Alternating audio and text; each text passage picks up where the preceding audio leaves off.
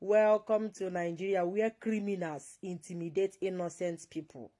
Welcome to Nigeria, where president is criminal. Welcome to Nigeria, where politicians are criminals and cowards. Welcome to Nigeria, where their judges are fools and animals. Welcome to Nigeria, where there is no law. Welcome to Nigeria, where it is only in Igbo men and women can Nigeria name law. Welcome to Nigeria, where Nigeria doesn't have law. It is only on Igbos, Ndi Igbo, that Nigeria always have law. Welcome to Nigeria, the lawless country himself. Welcome to Nigeria, where vagabonds are their leaders. Welcome to Nigeria, where cowards are the leaders.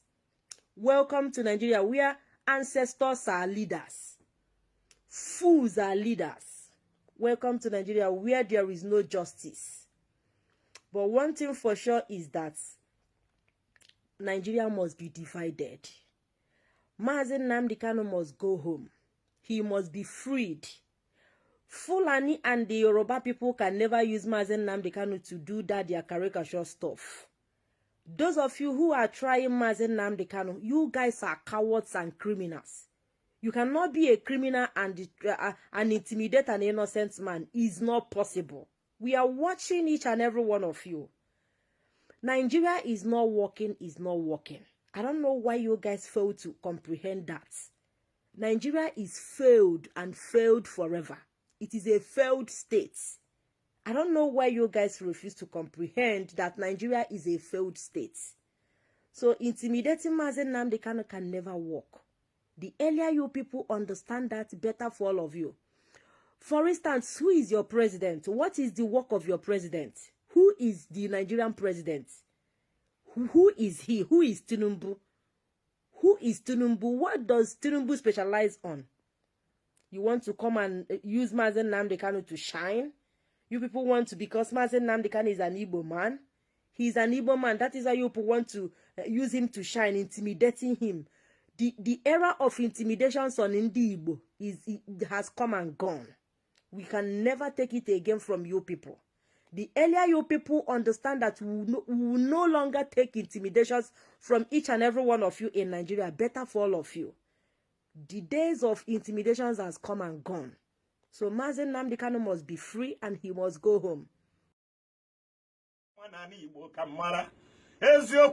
Okwadi oke no n'ụlọ gwara nke nọ n'ọbịa na-azụ ụdị na ngịga ka mara ụjọ ndị Igbo nwa na nka ọ na-emekwa n'ụkwụ ọtụ agwa dibịa ma na-ịda n'ike ekwuru mgbo na ka ndị na-adị kafa na-adị ọma dịrịba na mma maka na mmanwụ ndị na-asụ n'onu ndị mmanwụ mba sụọ na mba ọzọ ma wee na-apa maka na egwu ndị nwere kafa na-agụrụ chiba ajụjụ na-ajụ ana Igbo be anyị ajụ ife nwa anyị na-eme ọmaka onye nwanne ya jere gbachara bọ ya ọma jụọ dị n'ihe obu ọdịdị mma ka njụwa onye afụrụ ana Igbo mewere onye Awụsa ife ọ bụ ya ka mma eweta ọgwụ Igbo na ana Igbo asị na ọ jọrọ njọ mana eweta ọgwụ onye Yoruba na ana Igbo ndebe anyị asị na ọ maka ha jụjụ arụ ike ndị ọyị na nnukwu olu mmanwụ odokwuru agụrụzi Igbo ewo chifti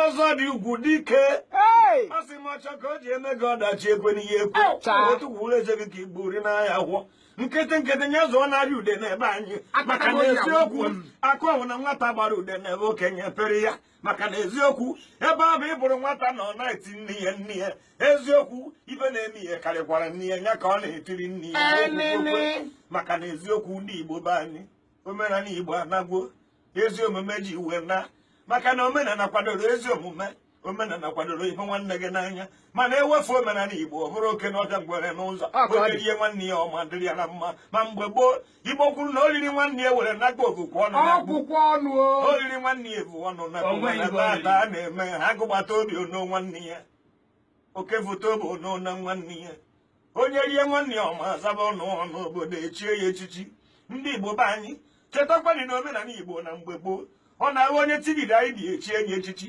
onye Igbo na anyị dị anya gbawara ọsọ na o mere alụ ọkwa nnene Igbo ka nnata nlechata abịa ma ntọpebe olu mmanwụ ewuo ọta ka agụ racha mmanwụ onu ụmụozi ndị maka mgbe enwere Igbo niile ka nna jụọ Igbo unu ka nna jụọ jekweta eke na mma olele dị etime mbụ na asụ dị anya nni ndị enyi unu malụkwa malụ na nwata na woderi ibe akwa na enwanyị be ihe nọ dịka onye gburu ya ọkwa nne nye ka ndị asị ndị Igbo be anyị kedizie mmanwụ na-ejeri gbuo n'iko ya chọfụtara ọwụ mgbe afọrọ nta Igbo ka nna ajụọ onye ọbụla tete n'ụra ka emenya wigiriga ọgada maka ọ na-abụ ejeri jụọrọ onye na-egbuo agbapụtaba n'ụzọ Afrịka chi anyị n'ezi nye n'Igbo niile ka nna ajụọ onye aka mma ka unu bọda anyị mmiri unu bote anyị nnu unu ewere mmiri wee ha kpozie anyị n'ezi ka njụa Igbo niile ka nna ajụ ajụjụ onye ọbụla tete n'ụla onye ụla na-ebunye tete ọ bụrụla na-ata ịṅụ anya nwere onwe gị gị wee dị ya dị maka ebe a na-eje eteke aka ọ na-abịa jeri kpọọ nwa nwaanyị ọkpọwa di ya akpọrị ogori nwaanyị ọkpọ di ya ọkwa nne eji marụ ojeri karịba dị ka ọkpọwa chikeri ya Igbo kpọkwa n'uchi unu ka ọ bịa ajụjụ m na-ajụ ana Igbo be anyị ajụ ibe nwe anyị na-eme ọmaka onye nwanne ya jere gbachara bọ ya ọma jụọ adụ n'ihe obu ọdịdị mma ka njụwa onye afụrụ ana Igbo mere onye awụsa ibe ọ bụ ya ka mma eweta ọgwụ Igbo na ana Igbo re asị na ọ jọrọ njọ mana eweta ọgwụ onye Yoruba re na ana Igbo ndebe anyị asị na ọ maka ha ajụjụ arụ ike ndị ọhịa na anụgbo ewo m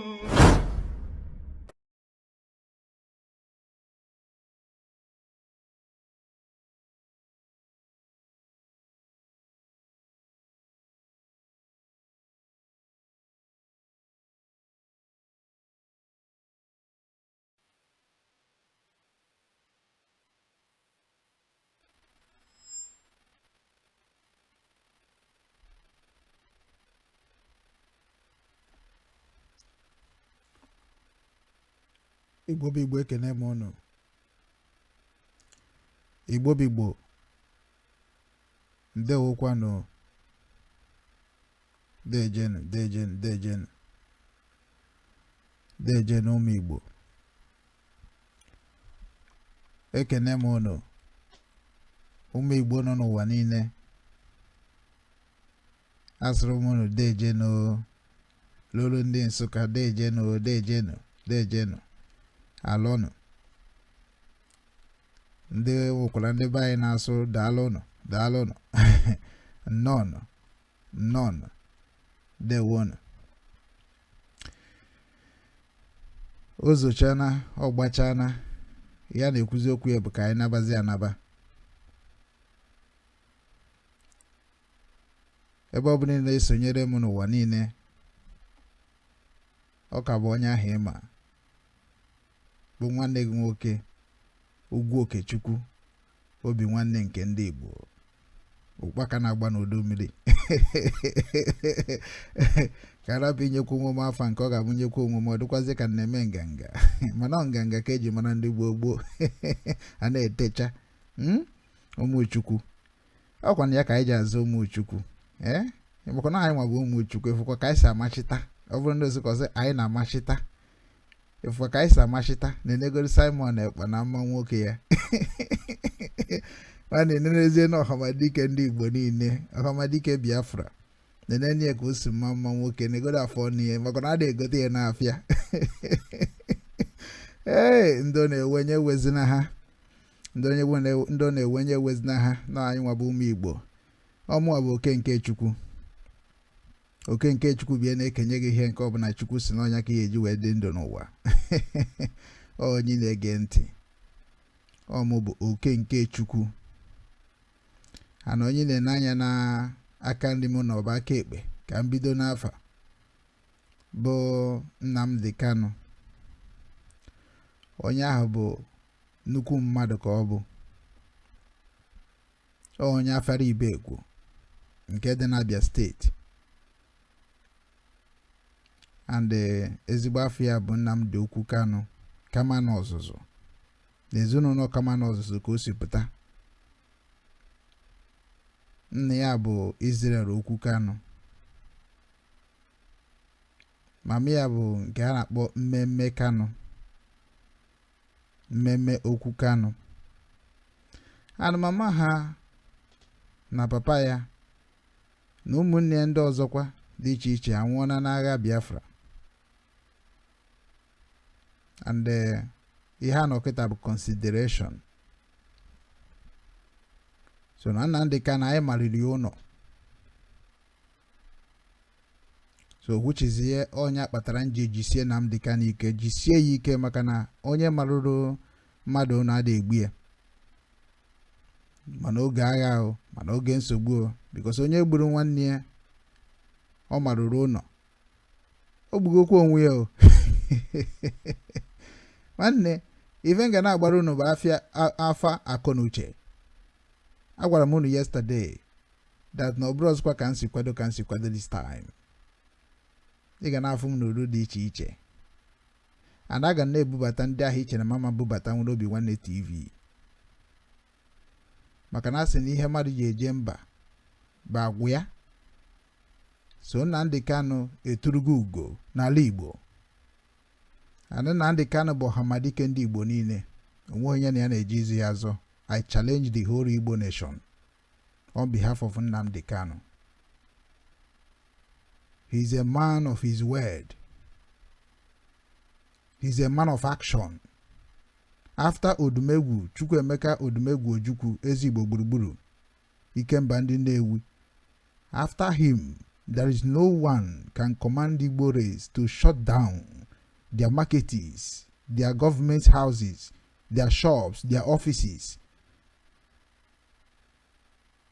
Naburo Nnamdi Kanu. Ema sometimes nne by name argument about our brother Nnamdi Kanu. Or chicken na chifa. Manasem that na Nnamdi Kanu buru ha n'amụma. Na ọ bụ na ikwere tata na ị ga-ekwu echi. Ọ bụrụ na ikwuru maka anyị tata ị ga-ekwu maka ya echi. Na anyị nwanwekwa n'ụwa. Na ọ bụrụkwa na ya na-eti mkpu mgbe na ya mara ife anyị ga-eme ndị Boko Haram ka ha na nke taa ka nke echi. That's not one command. One command obodo dere ji. Some people can doubt here we wrote today. Nyako kaji na ọnụ n'ikpe. Also go one command. He did not say two commands. He said one command. Just release me in this dungeon. DSS. Release me in this cage. Let me just go to my radio Biafra. The way I pronounce Chukwu Okike Abiyama million times before he wake up and say, my son, go and defend that your territorial. Obunye na microphone na court again. Abaribe gwara ndị Nigeria n'ọkwa broadcast call abịakwa ime na that court ko onye ọbụla uche onye ọbụla adịkwa ya because onye ga-eji ọnụ wee tụsa that place and okwurie okwu n'okwu ọ dịka ihe o buru n'amụma. Also that now I will go to their court and I will win them in their court of their own court of their law. I will win them.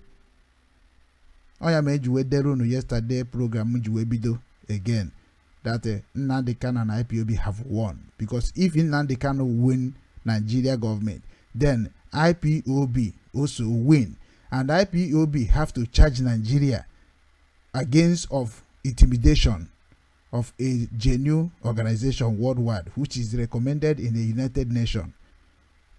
Emanihe IPOB ne push long time. Let United Nations recognize IPOB. Okumano ihe ne push. That is what our duty was. Right now, the head of the United Nations have already got the information about the Biafra and Nnamdi Kanu, and even Simon Ekpa. That is the reason why our people never grow in a level that is everything concerning your brothers and your sisters must be accountable, must be known by you.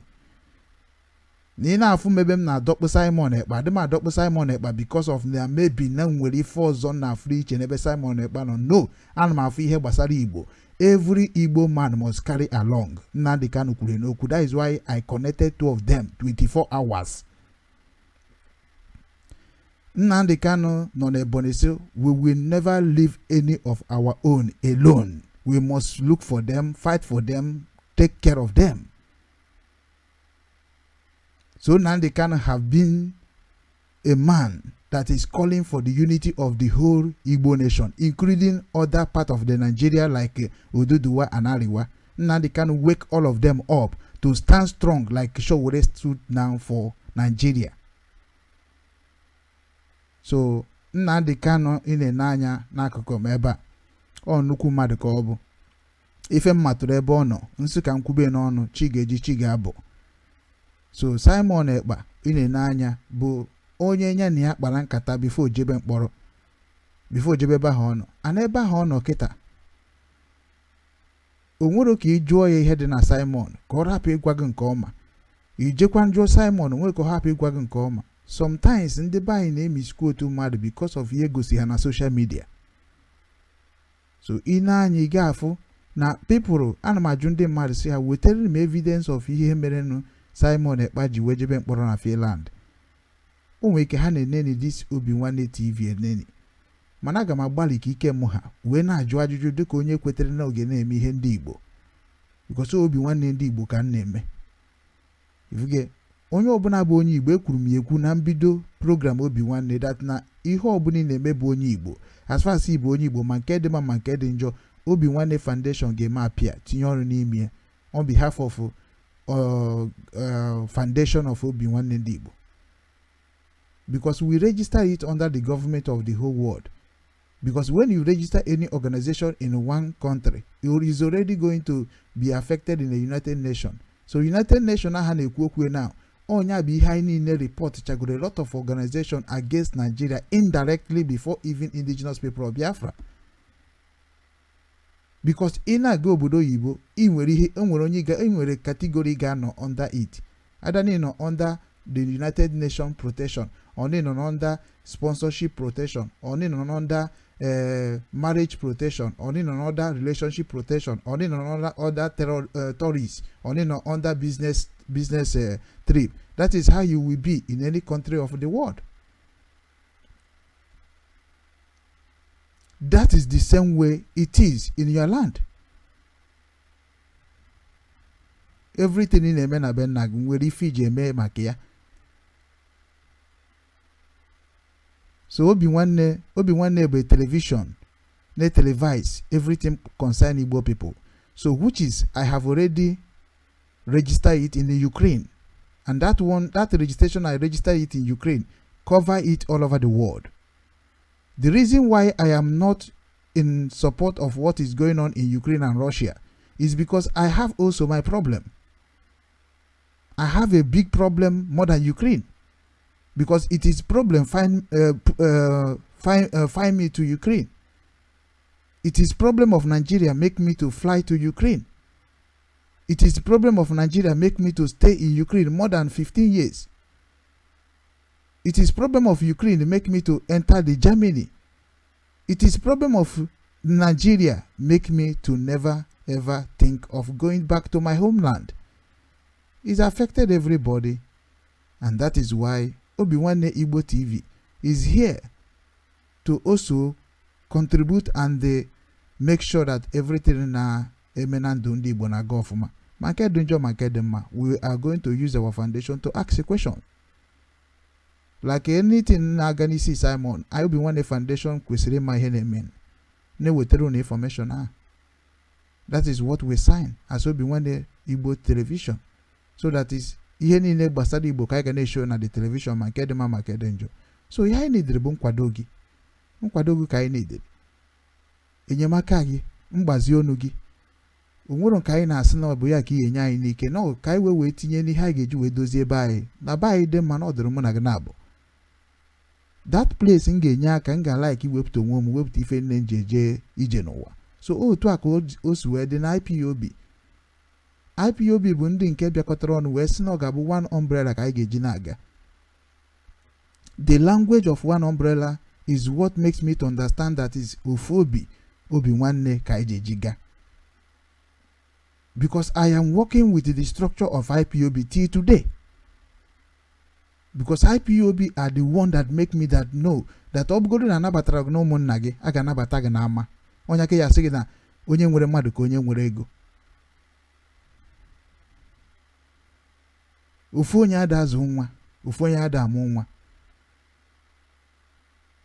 Mana kịta anyị na-emesi na ofu onye ga-amụ nwa, ofu onye ga-azụ nwa. Ọ bụrụ otu a ka ọ dịbụ na culture anyị. That is what Nnamdi Kanu is fighting through IPOB. O ji wee kpọọ ya one family. One family mean that o nwere ihe megidere ka a member of IPOB fụ nwanne ya ma ọ bụ onye ọbụla nọ na IPOB ka onye ọzọ n'afọrọ ya ka ọ bụ onwe ya ka ọ fụrụ onye aka nji create Obinwannem ofu obi bụ ihe Nnamdi Kanu na-preach let us go back to the root of otu ekwesịrị na-eme ife ka o si dị na gboo mana ụfọdụ aghọtara ya ụfọdụ akachiri okwu ọ zụrụ mana akachiri m ya onye aka nji wee bịa n'Obinwannem ka m fulfill ya ọtụtụ eche na m bịara ịgba Nnamdi Kanu mgba because it is the same similar thing but all the name can change and achọrọzụ m ka m mee ya ka Nnamdi Kanu si mee bai na mụnwa ga-abịa wee kpọwa ma ndị ikwere ma ndị Igba nke ma ndị Shekiri. No, I want to start it in a place that they recommended already like 5 states. Onye mere ji wee set Obinwannem Foundation that place till today ọ ka na-eme exist. Mkpọ mmadụ na bụ ma ịtọ they will still give me information of what is going on in that state. So na ife niile na-agba mbọ ya bụ ka ndị Igbo ghọta ka Igbo si eme omume na gboo. My preaching is to take you back to the root. And that route I'm taking you back to. Bebe na drive. And that is why Jagunu Nnamdi Kanu na Simon Ekpa need to be understand. N'ife anyị na-eme. Onye afụzina maka na ntinye Simon ọ dịka mana na mụso na ndị na-egbu mmadụ tụrụ ihe Simon ji wee gba ike n'ụzọ nke ya ma ọ bụ Nnamdi Kanu due to ndị o nyere command si gbuo ndị nke ya. So all those things na-anwụ dịcha unu n'isi ana m ajụ unu si kedu uru ọ ga-abakwara unu n'unu gbuo nwanne unu bụ ndị nke unu ka fọrọ anya. Because na the things unu na-akọ maka Simon and maka Nnamdi Kanu ọ bụrụ ekwesịghị na-esere ndị Igbo okwu and that is why mụnwa bụ Obinwannem ndị Igbo ji wee tinye isi si na otu akịta na anwụ Ibrahim to were esi edozibe nna ya na anyị niile esi otu a na-edozibe nna anyị bụ ala Igbo bụ Igbo nation nwanne wee na-emekwa anyị na-eme wit ndị Naijiria ọ dịrọkwa nsọ Nnamdi Kanu na Simon anọchitegoro anyị n'ụwa niile ikwuru anyị ihe dị na Naijiria because ihe Nnamdi Kanu na Simon na-anụ ọgụ ya bụ Nigeria intimidation. So automatically na onwe ka esi ekwu ka edozie Nigeria a ga-ebidogo n'isi Nnamdi Kanu na Simon Ekpa wee kpee ha ikpe ka a mara na ihe niile ha kwuru maka afa Biafra bụ eziokwu kọbasị. So ma onye ọbụla bụ onye mere nke ọjọọ ma onye ọbụla mere nke ọma it is not for you to speak for them. Ọ bụrụ gị ka ọ dịrị ikwuchitere Nnamdi Kanu ọ bụrụ gị ka ọ dịrị ikwuchite Simon hapụ ha ka ha kwuoro onwe ha bet gị nwa bụ onye Igbo asa onye Igbo ikwesị ịma ihe mere Simon ji wee baa mkpọrọ ikwesị ịma ihe eji ata Nnamdi Kanu afọ ịmara ụdị ife a onye nwa ga-eme gị ka i wee dị ogologo ndụ wite ihe ọbụla ga na-eme n'afa ndị Nnamdi Kanu ma afa Simon Ekpa. Ọ bụrụ nke butere unu n'akwụkwọ nsọ unu na-eme today mana unu ama akọwanwu bet nke Nnamdi Kanu unu ga-akọwanwu ka o si wee mee na ndụ unu n'ọkwa ofu akụkọ ahụ ka ha akọrọ unu kịta because ha sị gị kwubu ihe Nnamdi Kanu mere wee mee Naijiria ji wee bụrụ ndị nke etinye na list a na-enyocha na ndị ọchịchị ha na-eme ọfụma you no go believe no o mebego riketa ka nke echi maka ihe ndị mmadụ kpere n'ekpere ka UN rete Naijiria maka ihe ndị mmadụ kpere ekpere ka Chineke zaa ekpere ndị United Nations ka ha chete Naijiria because na IPOB kpara ike niile ha kpara ha ma abandon menti ka ha da anụ dị n'onwere ihe na-eme United Nations bụ ndị na-echekwa Christianity ma ndị na-emegide ma ndị na-eme intimidation ịma na United Nations bụ ihe na-eje na be mmadụ nye aka nye gị nri doziere gị ụlọ gị mee gị ka o kwesị isi wee dị onye ka ha na-enye anyị asylum n'ụwa niile asylum ha na-enye anyị bụ na o nwere ebe ha ga-abụ ha jee ihe adịghị ọma ebe ahụ then ha ga-asị ha bịaba saịdị a ka enye ha shelter ka ha na-enyenụ wee na-akwụ ụgwọ mụ na gị nọ under shelter of UN. So ọ bụrụ na anyị nwa na-asị ya kịta na-asị ka anyị jee dozie ebe anyị ka ịkwana ndị ga na-enye ndị ahụ si na UN eri ego ị na-achọ imechi ndị mmadụ ndị n'ọnụ na-asị na ị chọrọ ije na UN ka erekọgọnaiz arago Biafra ụmụ Igbo ma ụmụ Igbo agụchara m ihe dị na dis Biafra gụchi ihe ahụ dịkwa ya n'ụwa nsị in short ekwesịghị m na-ewezi iwe na-abịa na soshal midia akụkọ ka m ga na-akọrọ unu na-egere unu ga-erichazie onwe ihe dị unu n'obi na-ekwu onwekwana ihe dị unu n'obi unu anaba echi anya akọkwa ọzọ so ka m nwụrụgoro mmiri tii ka nna anwụ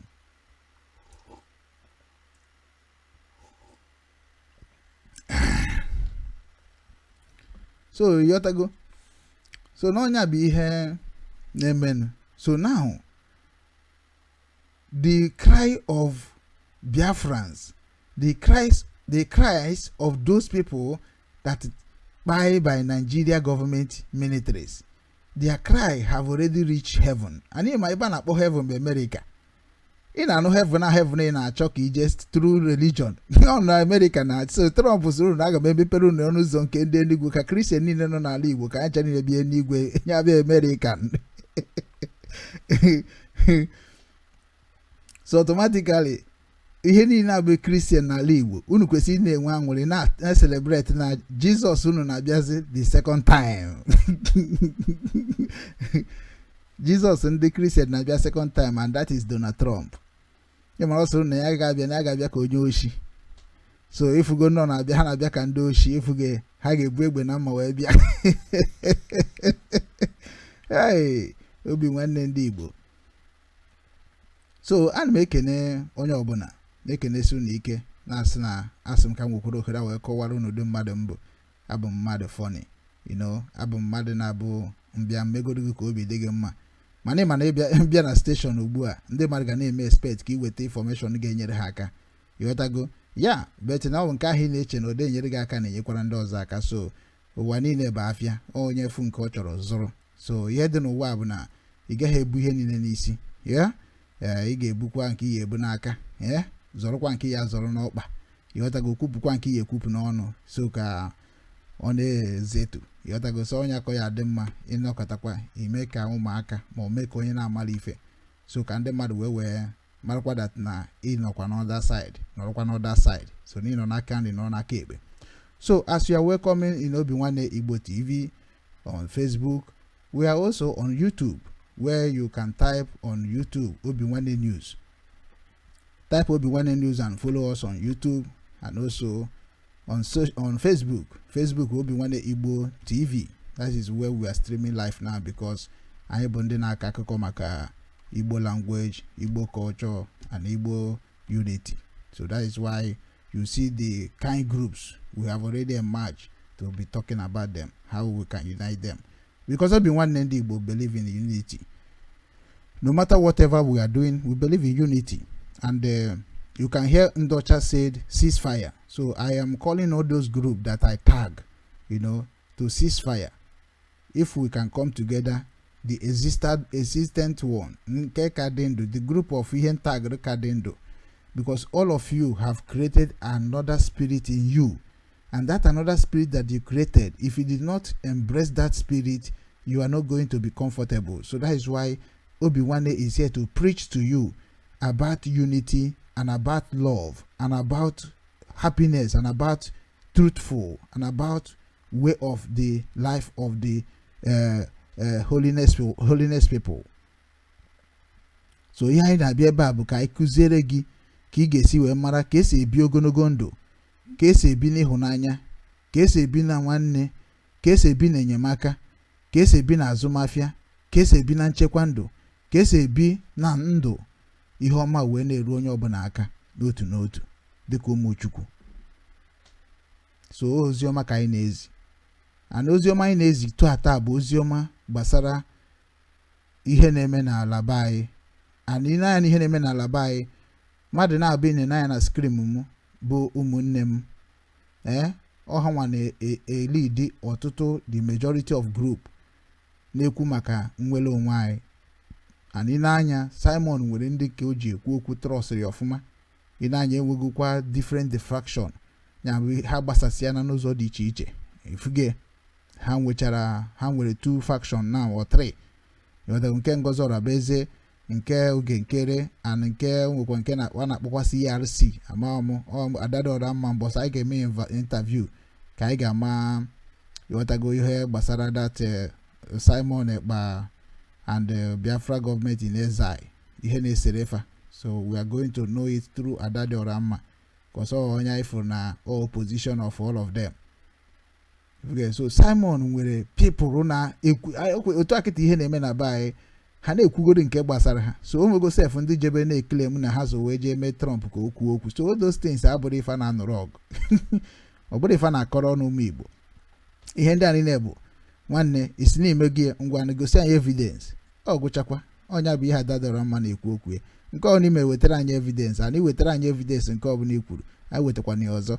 Ịghọtago aha ya da-anụkwa na-edetere ya ọfụma maọbụ na-ewetere ya ọfụma ma na-ekwutere ya ọfụma.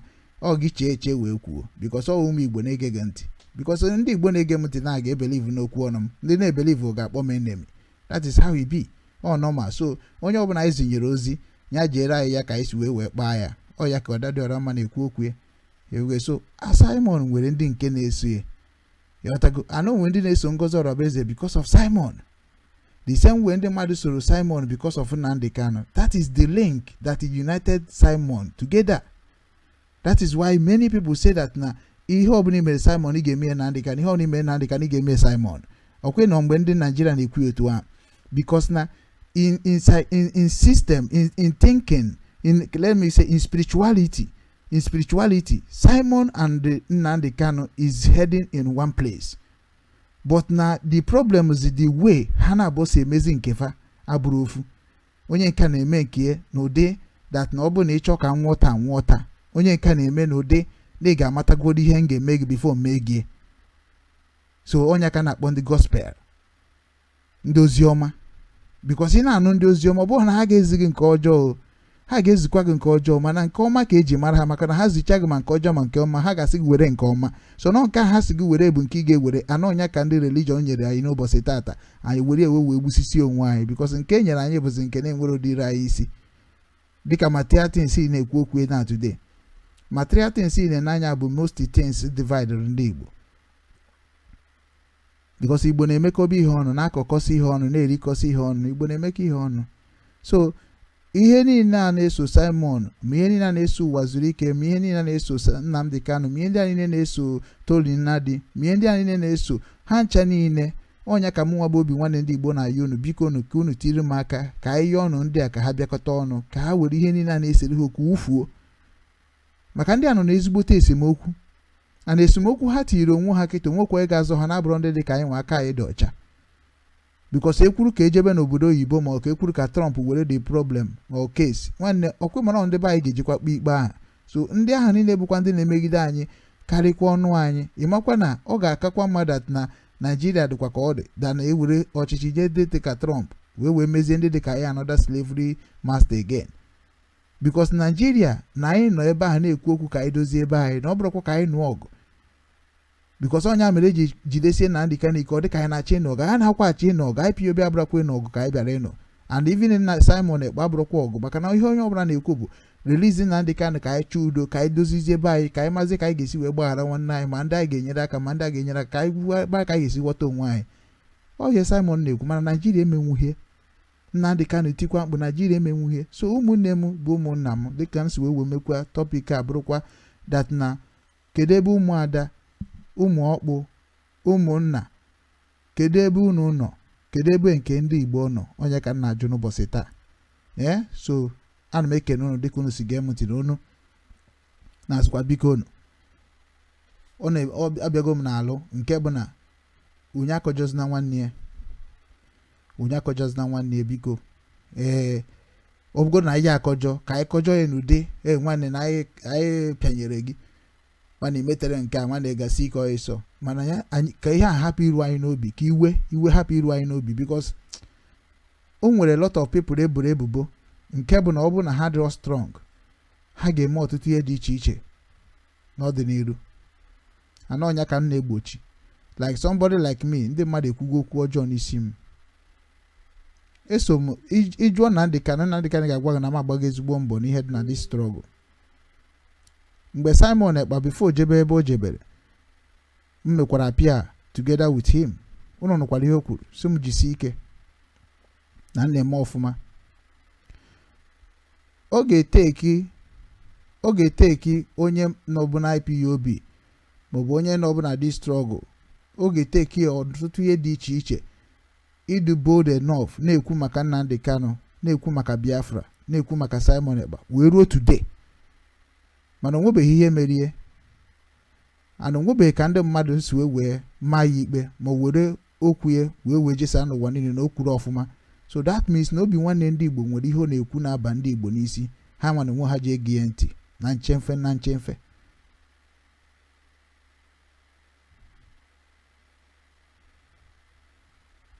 Many of our people rather aghọta na ozi ka m bịara izi, enwere m ego, nwere nke nji na-abụrụ ka m si arụkwa ọrụ a na-akwụ m ụgwọ ọrụ gọọmenti, ịrụọ month akwụọ gị ụgwọ 1 month onye abụọ government worker. I'm a government worker. Bete eji maka na uche m ga-abụ ntinye onye ọbụla eweta ihe kwesịrị iweta nwa na were enyere onwe anyị aka. So ihe anyị nidiri kịta bụ nchịkọ, anyị nidi hụ mgbasa, and anyị makpọ ụmụada niile, ụmụada Igbo niile, ụmụ nwaanyị Igbo niile, ụmụnna niile, na ihe nji agwa unu ka anyị na-chi azụ back to root, because na onwe onye ga-ekweta na onye a bụ nna ya na ọ bụrụ nna gị. Onye ọbụla mara nna ya, mara ezinụlọ, mara ụmụnne ya. So that is why we all need to go back to our families. Ebe a ka anyị ga-esi wee mara ndị na-enweghịzi family now, because e nwere ndị na-enweghị family n'ala Igbo, enweghịdị ụlọ ebe obibi, enweghịdị ụmụnna, enweghịdị isi kịta na agha adago, onwe ebe ha ma ha na-eje na-abụrụ onye ọbụla ebe onye fụrụ ya tie isi. Anọ ndụ ndị nke ahụ dị danger.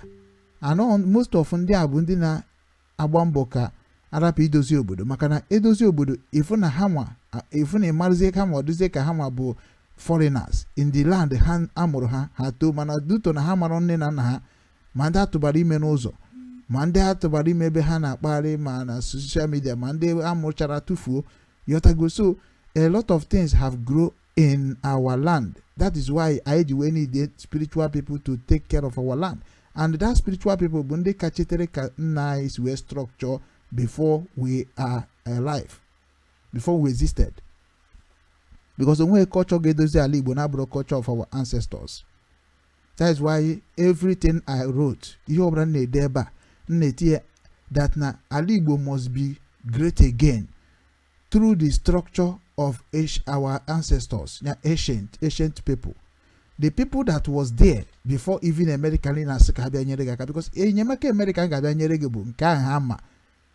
nke hama ben nagi ka ga ejinyere gị aka, because na Britain mgbe ha na-enyere anyị aka bai dị mma na, mana mgbe ndị Hausa na ndị Yoruba si ka ha take over, ọ mgbe aka ife niile change na partnership ana. So Igbo need ndị ga-enyere ha aka wee chịkọọ ha, and that is why nji ayọ gị biko na enwere m usoro a ga-eji mee ka ọ dị mma, na ihe niile bụ nkwado gị. Otu ọbụla isi chọọ ka o si wee dị nwanne, otu ahụ ka anyị ga-esi mee.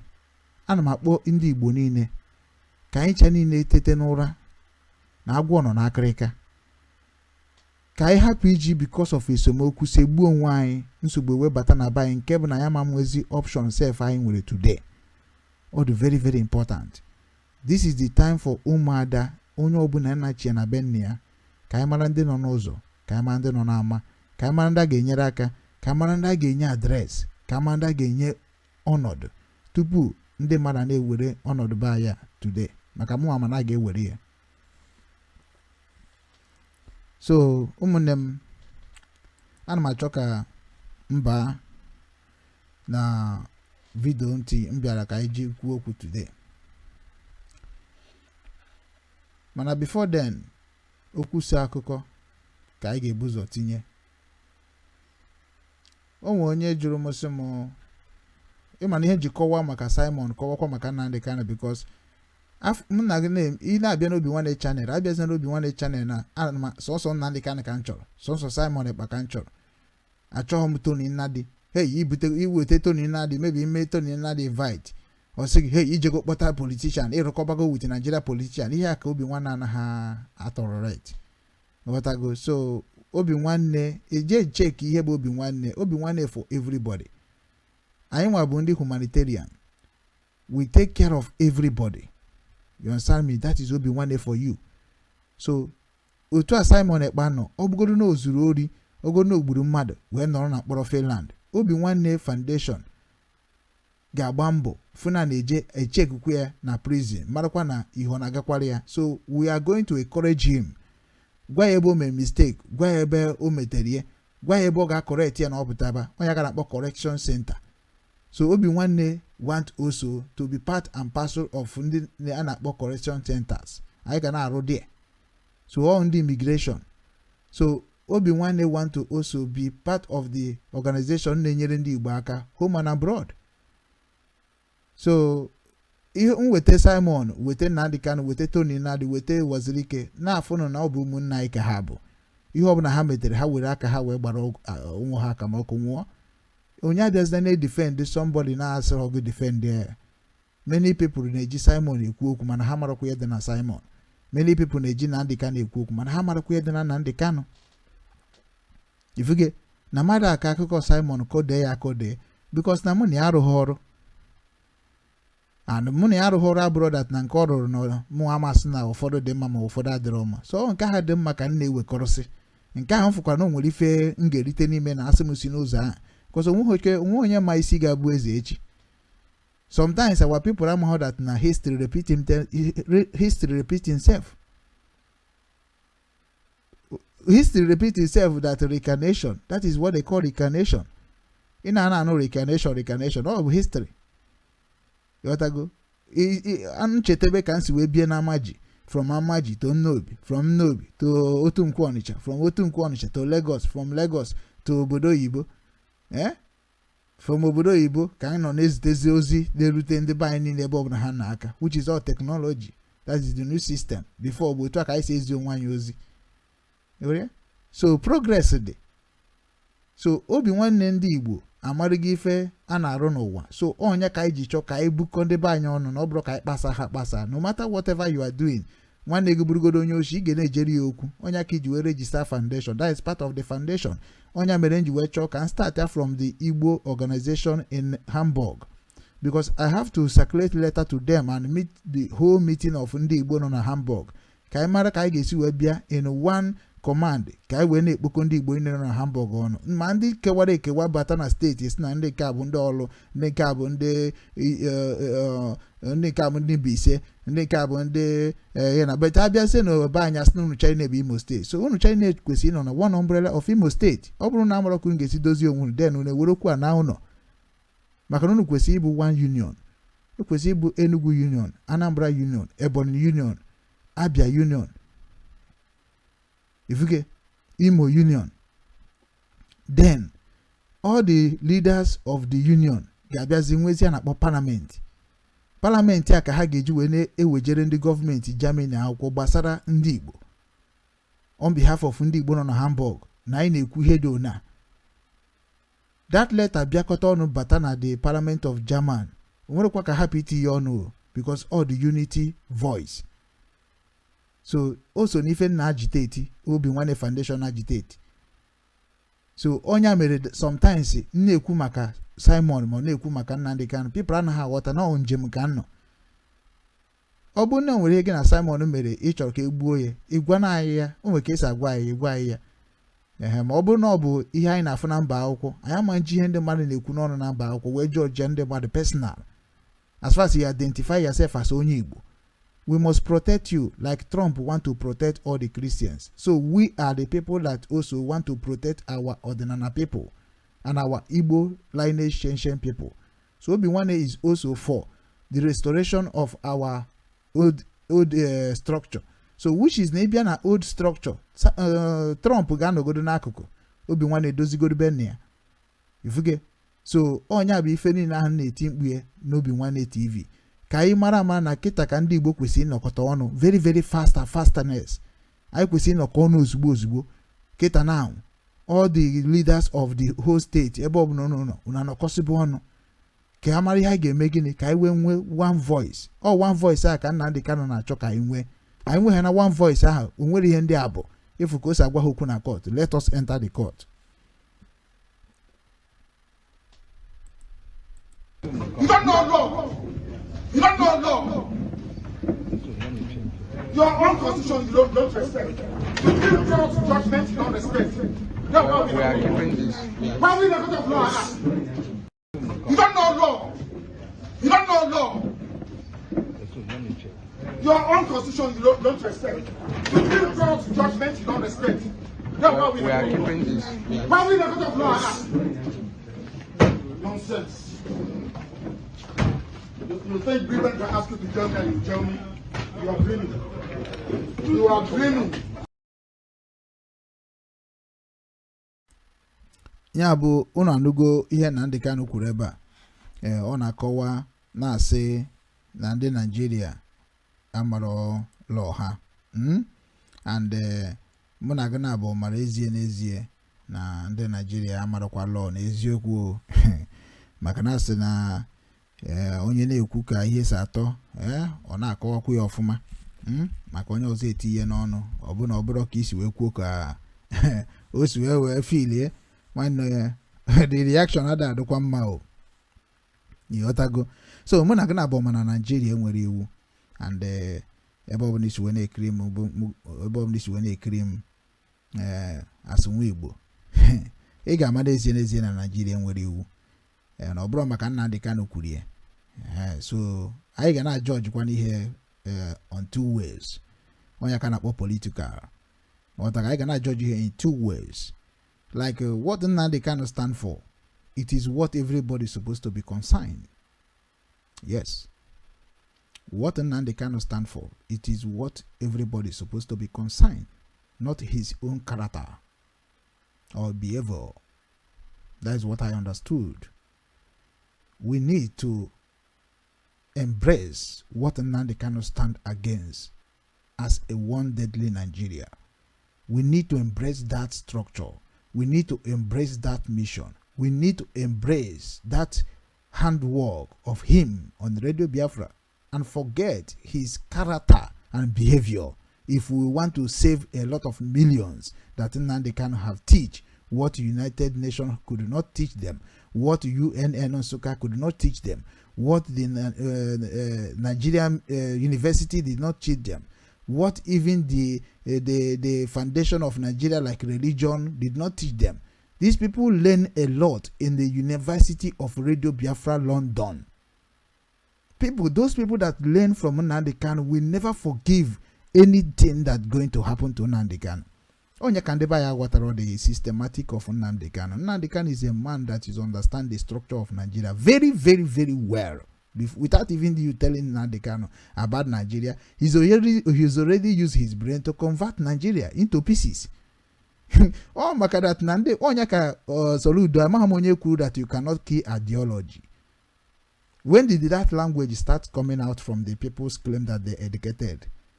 Ideology. Say you cannot kill ideology. Even one pastor in Africa, people are sharing his own video where he said that releasing Nnamdi Kanu now, dialogue now. There is a time that it will reach. That dialogue will never be accepted by these people. I heard that pastor. I think Nnamdi Kanu play his speech one certain time already, if I'm not mistaken, but let me pardon it there. So the reason why our people have not understand who is Nnamdi Kanu is because our people are so corrupt. Our people are so corrupt. That is why I'm trying to support people that are going to stop our people by force. Because Nnamdi Kanu said it. Our people are not saying that is what is trying to happen again in our own generation, and people are just sleeping, saying that this one Simon Choribu Ndibo, Nnamdi Kanu Choribu Sindibo. Ndini na akako basara ihe Nnamdi Kanu mere na adre homa. Any one single contribution they have contributed in their land. They don't have their family even struggling to feed themselves. These people that is standing against Nnamdi Kanu publicly. You can't see these people progressing. You can't see these people bringing the information of evidence of what they are saying. But they keep talking against of the man that already proved and they support the image of the humankind. People are benefiting a lot from his speech. The same speech, he stood in the court of the Nigeria and speak to them. Tell them this is what is called law. Your own law. From what I'm doing is even in your law. So that means I don't have a case with you. It is 1-1 because IPOB is the most intelligent people group in the world. That is why they keep saying ideology. You cannot kill ideology. You can kill everything inside ideology, but you cannot kill ideology. That was what everybody was sharing everywhere. But I'm going to buy ofi he mehe no to atosa ya mana umunne ga na water before ya handa ha kurabia That is the problem. And we are going to deal with that. Slowly, we are going. So, now, unafugo na Nigeria nwere court. Na Nnamdi Kanu atụrụ na Nigeria into pieces. So, obza now ka ọ dịrị ịbịazie embrace this reaction now. Mara if I game in a united nation before that 20th of November. I think okwa 20th of November ka akwuru Nnamdi Kanu ga na cheta no ni ikpokwe. I think 20th of November. Yeah. So I need the kita onye obuna were platform ya ka ikwuo kedu ka I ga-esi wee mee that 20th of November a ga-ekpe Nnamdi Kanu ikpe, because what we are experiencing right now na ha ga-eji wee mee gịnị wee ma Nnamdi Kanu ikpe ọnwụ. Then ama Nnamdi Kanu ikpe ọnwụ, then anyị nwa ga-emebezi agitation releasing Nnamdi Kanu na o mere ihe ọjọọ na o mere nka something like that. Bie getre gazi side anyị kịta ga-enwe ezigbo ọgbaghara, and ọ ga-emekwazi kịta na Trump chebia ọbịakwa side anyị a no side anyị ka ha na target very very very easy. So it is up to us now to never even allow that case to happen if they did not release Nnamdi Kanu. So anytime they are going to do anything concerning Nnamdi Kanu, we need to do something that's going to shock the whole world. Oh, ihe kwesịrị na-ekwu maka now. These people are planning to go to jail in Nnamdi Kanu. For information, I want to wait in our studio. And na ndị na-asịzi na anyị na-agwazi ndị ahụ bụ ndị na plan jail in Nnamdi Kanu ka ekwanụ their reasons. That is what the law said. Then that is what we are now trying to tell the whole world. That Nnamdi Kanu is telling them which law is that one they want to use to jail him. That is what is going on now. Mana asina mbes n'ozi ọsọ ga-anwụ nwayọ ka anyị ga-eji na-arị enu ọjị a.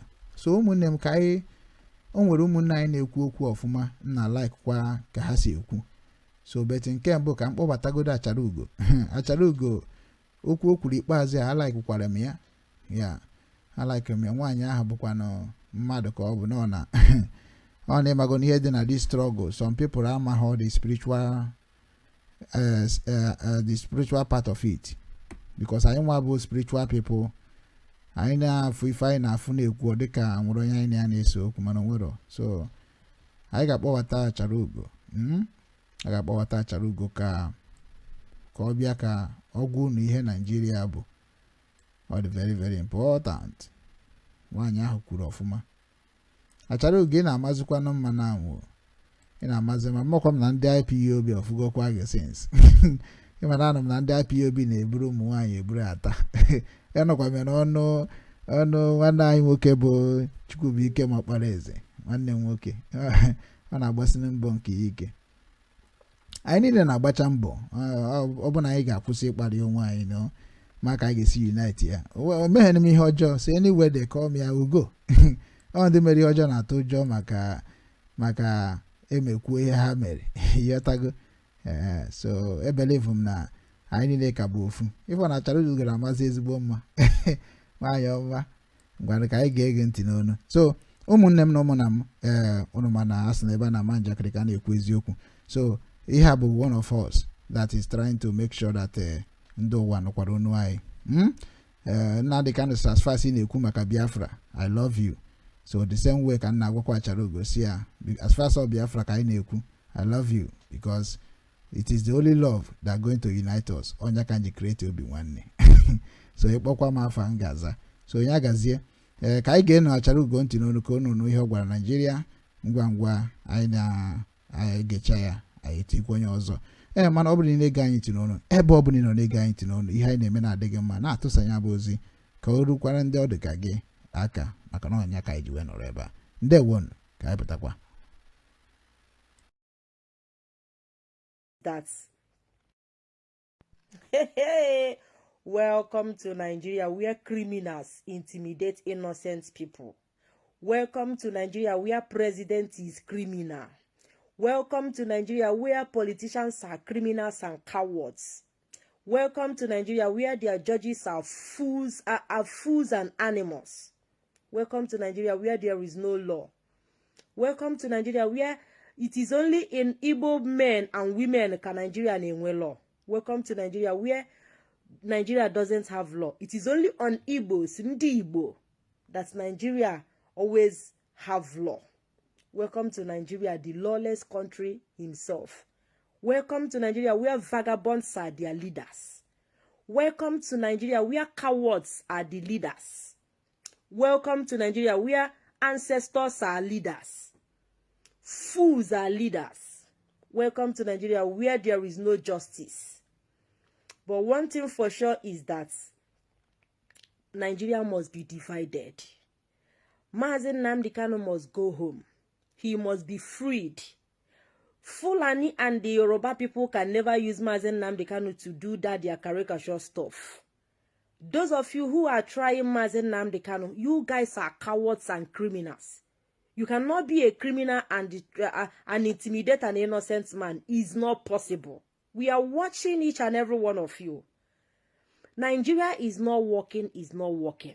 I don't know why you guys fail to comprehend that. Nigeria is failed and failed forever. It is a failed state. I don't know why you guys refuse to comprehend that Nigeria is a failed state. So intimidating Mazi Nnamdi Kanu can never work. The earlier you people understand that, better for all of you. For instance, who is your president? What is the work of your president? Who is the Nigerian president? Who is he? Who is Tinubu? Who is Tinubu? What does Tinubu specialize on? You want to come and use Mazi Nnamdi Kanu to shine? You people want to, because Mazi Nnamdi Kanu is an Igbo man. He's an Igbo man. That is why you people want to use him to shine, intimidating him. The era of intimidations on Ndi Igbo has come and gone. We can never take it again from you people. The earlier you people understand that we will no longer take intimidations from each and every one of you in Nigeria, better for all of you. The days of intimidations has come and gone. So Mazi Nnamdi Kanu must be free and he must go home. You people cannot jail him because you don't have what it takes to jail Mazi Nnamdi Kanu. After all, you guys are criminals. You cannot be a criminal and jail an innocent man, a freedom fighter who is fighting for his own people. So we are here watching you guys. You people go nowhere. You cannot break the law and at the same time jail an innocent man. It's not possible. If you wanted to jail Mazi Nnamdi Kanu, why did you go to Kenya to kidnap him? Did you arrest Mazi Nnamdi Kanu in Kenya? The answer is no. You guys went there to kidnap him. So for that reason, nobody can jail him. He did not have any case to answer in Nigeria. He committed no crime. Mazi Nnamdi Kanu is an innocent man. The earlier all of you know this, better for each and every one of you. So we are sitting here watching each and every one of you. You cannot jail Mazi Nnamdi Kanu. 1 million of you can never. Nigeria joined together can never jail Mazi Nnamdi Kanu. It's not possible. So we are here watching. At least today, when I see the other side of Mazi Nnamdi Kanu, you know, you think you people can cripple him. It's not possible. So understand this. Have this at the back of your mind. If you are running mad, know this and know peace that you can never jail Mazi Nnamdi Kanu can never be jailed. Thank you. Thank you, Acharugo. Wanyoma, Unanyo na Africa wanyi Igbo na ama. Igbo mokwa n'ife niile. Na Acharugo ije chazi China nka we tipuo. And ka ije chazi China kita na nwanne. Amamihe we batazie nke bụ na ile ekuzi okwu nwanne. Anyị nwa na-egezikwa ntị o. So daalụ rine okwu ga-amaka. Anyị si ga-emebe ịkọ m ọnụ. Ịkọkwa m ọnụ, ịkọchakwa m ọnụ. Anyị ka bụkwa nwanne ka anyị bụ. Ofu njem ka anyị na-eje because echeki ife niile nwere ebe a ga-afụkwa aka mode njọ na-abụrụ na nwanne na nwanne ghọtafụ onwe ha. Ekwena ka o ruo n'ọgbụ. Yeah. Acharugo have said it all. Thank you so much. Enwere m ike itinye enwere m ike iwepụ no ka anyị jee na agba ọzọ. Ihe na-agwa gị jisi ike. Ọ bụ na iru gị dị ka iru ndị Nigeria ebe a kịta na-ekiri gị now. A ga-asị na agụ dị gị n'arụ. A ga-asị na agụ dị gị n'arụ. But ifugo na anyị chapụgo. So at least ị na-ekwuzi okwu ọ na-ada n'ife anyị na-ekwu. ndewo nwanyị ọma. Anyị na-ejikwa ohere a na-ekene ndị nọ na comment section because anyị emepegokwa the comment section. So ndị nọ na comment section, Chibueze Ibeto Chibeze Ibeto, anyị na-ekene gị also. Good morning boss, how was your day going, sir? My day was good and my day is going well as we are together here discussing about our people and the way forward to bring our people together because anyị menwurie. Anyị fụkwara onye ọzọ na-esote ihe bụ ọ dịka Sylvanus, I think Sylvanus Eze na-asụkwa anyị good morning brother. Anyị na-asụkwa gị good morning all the way from Hamburg, Germany. Ndewo. So unu anụgo ihe Achara Ugo kwuru maka ndị Nigeria. Ihe na-eme na Nigeria bụ ihe onye ọbụla magoro anya ya. So anyị nwa na-ewetakwara unu ndị na-ekwu ọfụma, anyị ga na-emekwa ka unu mara ndị na-adị ekwu ọfụma. Otu ife a ka ọ bụ, aka nri kwa aka egbe akwa aka nri. Ọkwa Chineke mere n'ihe ọjọọ dị, Chineke mekwa n'ihe ọma dị. Achara Ugo deje ka anyị baa na another person. Ka unu na-afụ na ụmụnna anyị etetego.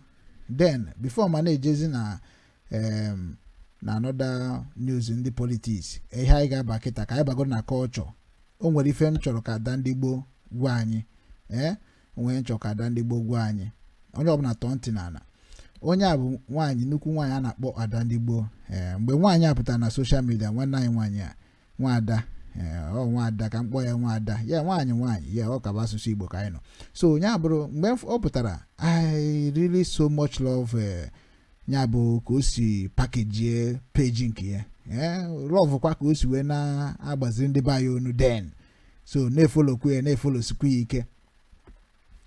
Mgbe ọ dị ka mụ na ya nwere small encounter by spirit and by physical bụ mgbe ọ na-standịrị akwa ọkụkọ, ịghọtago, na-standịkwara mmiri enwiro. So mgbe ahụ ka m ji wee na-asị mba na ya na m enyo ya enyo, ịghọtago. Emechakwa m derie na platform ya, ọsakwa m, so which is all of them are my followers.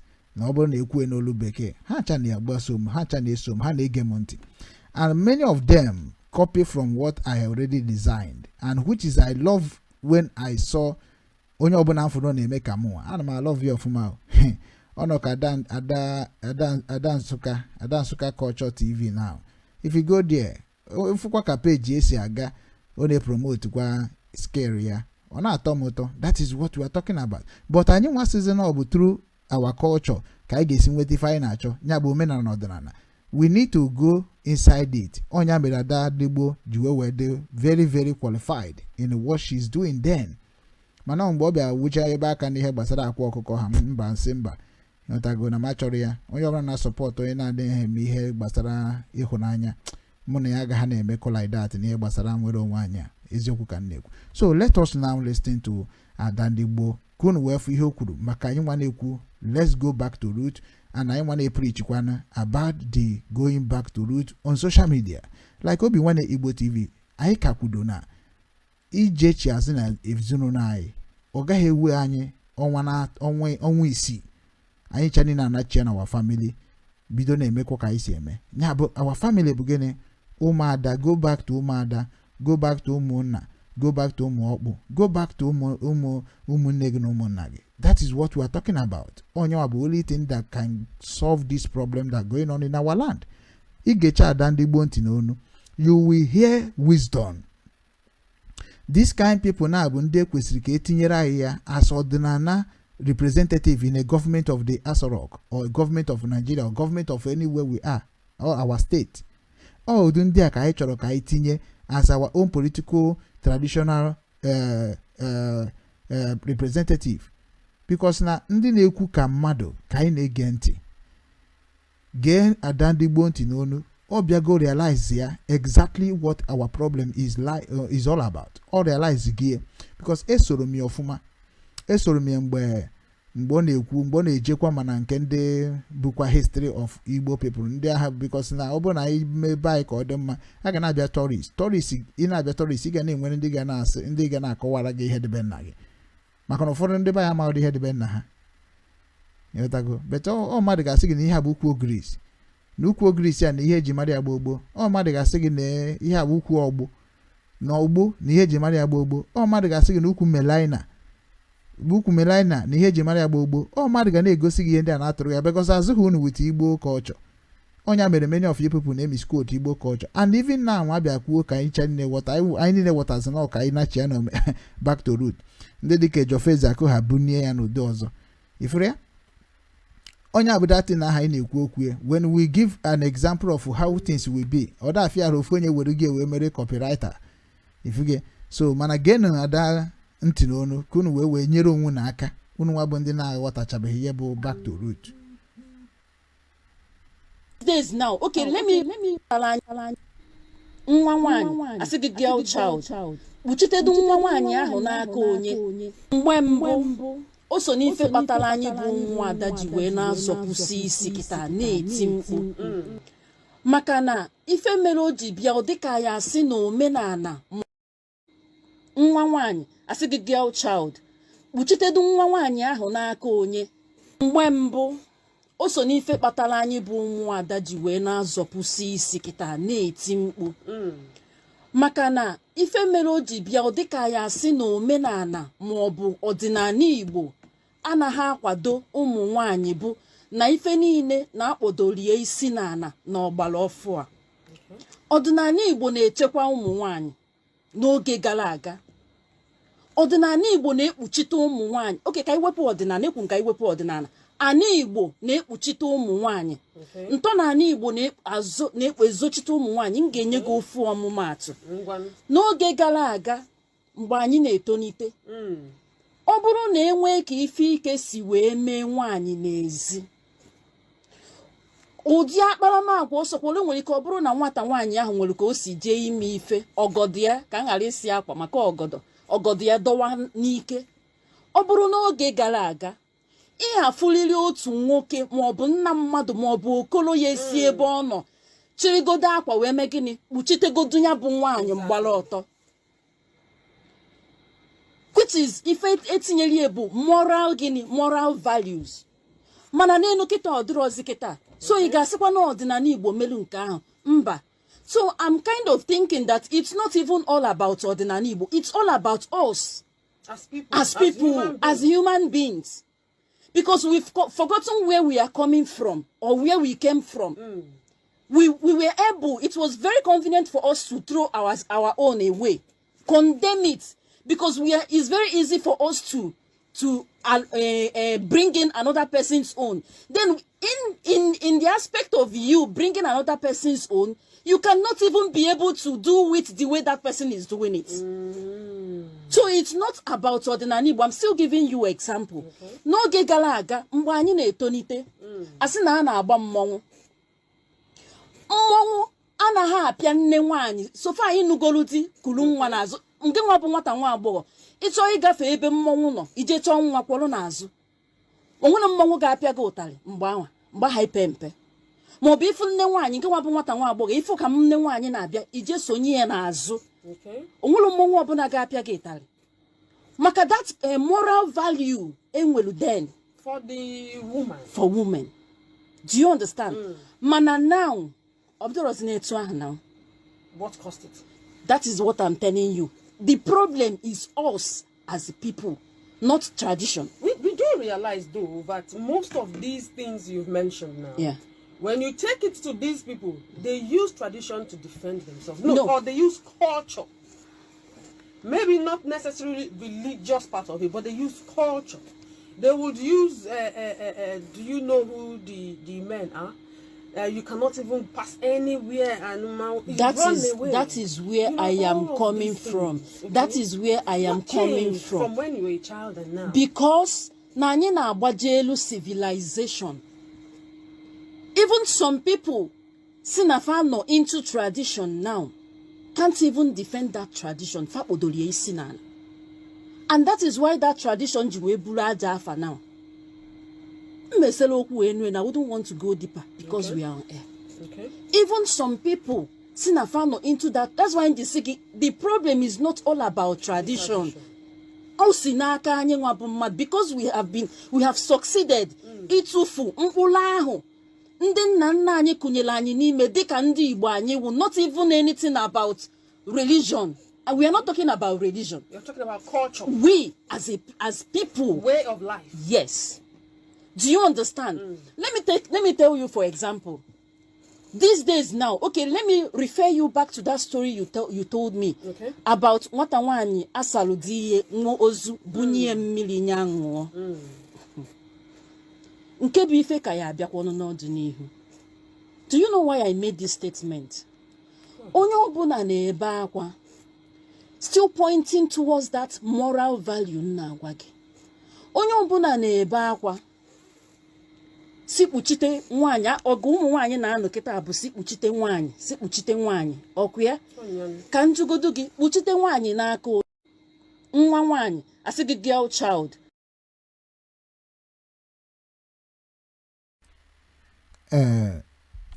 Igbo ndị ọma na-ege m ntị, ekenekwa m unu. Unu anụgo ihe Ada ndị Igbo kwuru. Ada ndị Igbo kwuru ọfụma. Ọ kọwatụrụ ya ebe o kwere ndị be anyị ghọta, mana ebe m chọrọ iwere okwu n'okwu ọnụ ya bụ ebe ahụ o kwuru na ndị be anyị hapụzi omenala na-eme omenelu. Ebe a ka m na-enwe problem n'ebe ndị dịka Ejofeza Akụ, Maazị Dibia, Onowu Igbo,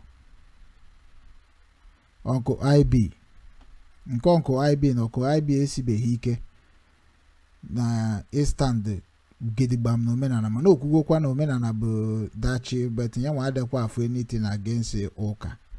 So ya nwa bụkwa part of Mbaka kwa then, but ọ dịzie ka ya na Ejofo anọcha ha strong, but ọ pụtakwasịrị na ya na-akwadokwa Ejofo na ihe na-eme na ya esogo Ejofo bụ ezigbo mmadụ, but gịnị mere na ha arụkọkwanụ with Ejofo ka dịtin wee sound so strong, because Ejofo na-akụ ya ọ dịzie ka ọ bụ sọsọ ihe Ejofo, onye mere o ji adịkwazi ka ndị mmadụ na-ewere ya anya ọkụ. So ihe bụ omenala, ndị ahụ bụ ndị omenala kwesịrị na-epirichie na-epratisie by themselves. Onye bụ ihe that woman jụrụ Ada ndị Igbo wee gwafasị ya na ihe ndị a na-eme na social media today na ihe ha bụrụ omenala, na ha na-edufu ndị mmadụ edufu. Ana onye ka na-achọ ka ngwa ndị Igbo si ha, kedu ka anyị ga-esi bịa na social media na-ekwu maka omenala anyị? Ihe a bụ arụ ka ọ bụ na ọ ya mere many people na-asị m na mmadụ etichi omenala. Ntichibe gị nke amaji now, ị nwere ike na-afịa ka ọ bụ fetish, ị nwere ike na-afịa ka meji egwu wayo, like otu akwa ọkụkọ na mmiri enwero na ọfịa fragụ na-eme nke be nna ha.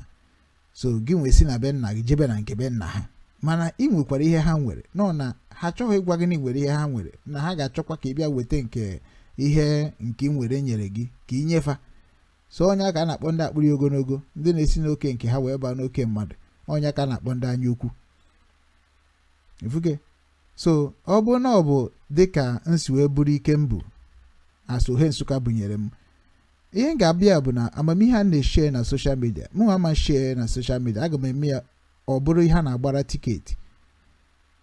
Otego ndị mmadụ na-agwa m ya n'obi nwanne na m ekwesịrị na-abịa online, at least na m kwesịrị imepe ọfịs ebe ọ ga-abụ ndị mmadụ na-abịa mụ na ha na-akpazi nọrọ ka consultant.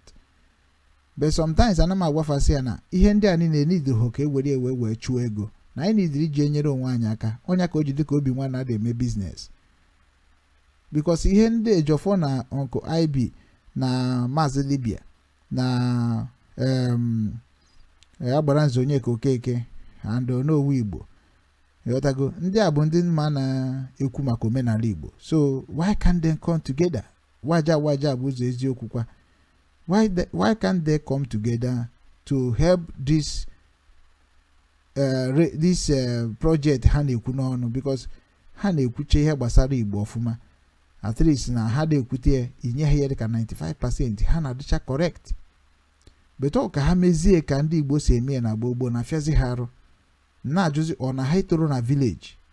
Ọ bụ na ha etoro na village, ha nwenye na anyị sign n'ọnya ka anyị na-ekwu n'obi nwanne Igbo TV, go back to your race.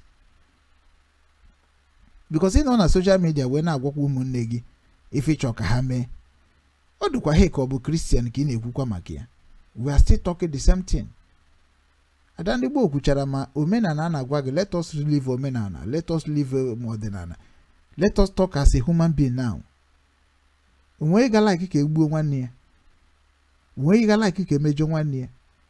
Onwe ya like ka egbuo nwanne ya wayo. We are talking it in a human form. We are talking it as a human being. Onye ka dagbo na-ekwu na ya agafee na nke bụ na ihe mebiri n'ala Igbo na ada agụtazikwa ọnụ. That is why you have Obinwannem ndị Igbo na-preach every blessed day about the unity, ka e were ihe be n'abalị ka ọ bụrụ anwụnta, because akọchaba ihe na-eme n'ala Igbo, almost all of us ga-be visiting to be, kpai. Because onwego ndị zuru onwe ha na kpai. Onwekwa ikwuru ka ha chegharịkwa o. Maka ihe emebego na-emebego ọ nọ ka ịbata n'obodo like ya like ka pụọ ebe a. That is here name now. So a lot of things gastara na buy. Mana ka anyị ga-esi jikọkwa ya bụ ife anụ na-ekwu okwu now. Onye ọbụla na-achị na ụmụnne ya. Ka anyị bido ebe a correct ba wee pụta bilo. Ọ bụghị nọ na social media na-agwa ndị owe ihe anyị na-achị ime. Ndị bifi na-afụ ndị ọcha na-ekwu maka ha kpaa na ya kpaa o. Igbo anaghị akpa ihe akpalago otu ada ndị Igbo pụta kịta na-ekwu okwu. Ị ga-ajụrụ nsọsọ ya bụ ada nọ na be nne ya. Na o kwesịrị ịbụ ụmụada niile ga-eso ya bịa ebe a na-ekwu ya. Ọ dị ka izu a na-agbara nwanne na nwanne. Mana anyị nwere nwe eje ka ọ kpọọ ndị ọzọ, onwe ndị ọzọ ga-asị na ha dị believe n'ihe ọ na-eme. Ifo no division. Kedu ka o si wee mee otu a? Ịghọtago, ị ga-ajụrụ na ihe ada ndị Igbo na-ekwu ọ bụ ihe na-egbu ka ihe na-atọ atọ. Mana ndị Igbo anaghị echeru n'ụlọ, ọnya na-enye ha nsogbu. So ada ndị Igbo daalụ na ozi nyere anyị, daalụ rinne. Ka anyị jekwa na ka nnabatakwa ndị Okeke ka onye kwu okwu ndụmọdụ n'ụtụtụ nka. Before na nnabata ndị Okeke ka anyị kenegodi onye ndu anyị na ka o kwuru ekwu.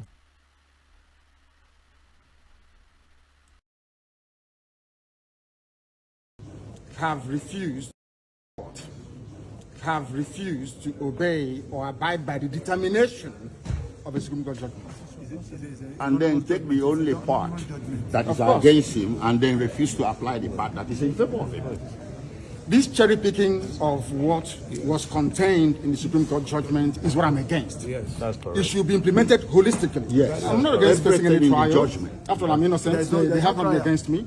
But there cannot be any trial when key sections of the Constitution and a key Supreme Court judgment has been violated by a court of law. So you'll be patient for the case to go back and come back to the court? This is my 4th year in solitary confinement in detention.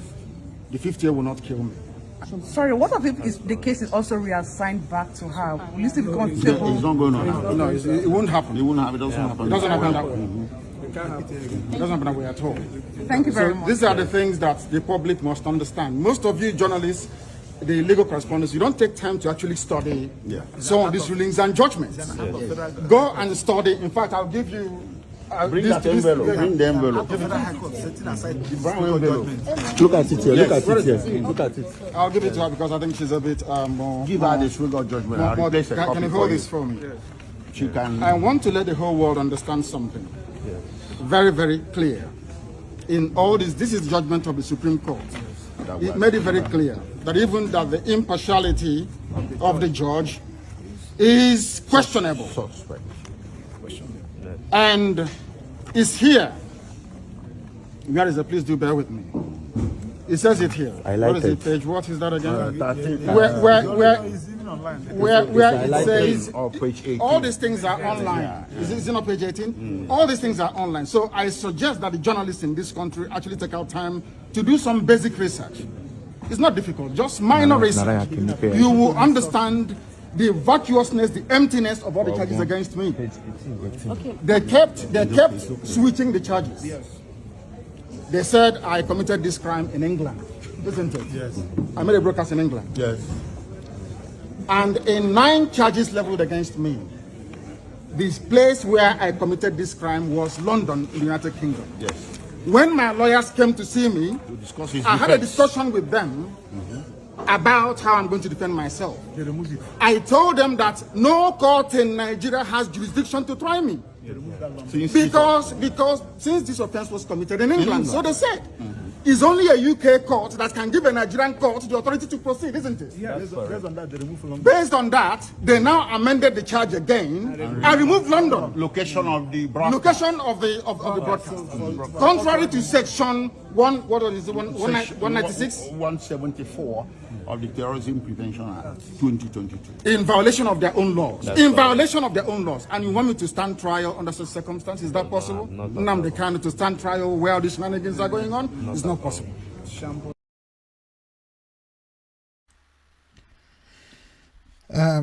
Igbo Biko ekenekwa m n'ọzọ. Unu anụgo nu Nnamdi Kanu, onye ndu IPOB n'ụwa niile. O nwere ife n'afọ ijere na a publish and afụkwara m ihe o dere ebe ahụ. So ife ndị anyị na-ebuchi ife anyị na-ekwu okwu ya, kedu ka o ga-esi wee kwụsị n'ala Igbo? Oya anyị na-ekwu okwu ya because nwanne ịgba nwanne ya mgba adọrọkwa mma. Adọrọ mma because Nnamdi Kanu na-ewezi iwe now. Ha na-achọ ka o were iwe commit one crime. Ọ ga-abụ commitizie na ewerezie the same crime a wee tụọ ya mkpọrọ. And ha na-achọ ka e provoke onye ka o were iwe wee mekwazi ya ka asị ifuru ka o si dị violent. So mana ọ na-amago na onye tiri nwata ihe asịkwana ya nye ebe n'akwa. Maka desi ebe n'akwa bụrụ intimidation. Ka anyị na-aga n'iru. Ka anyị na-aga n'iru because na it is true na ogologo kwadoro n'ụka mgbede. Ka anyị nabata Kenneth Okonkwo.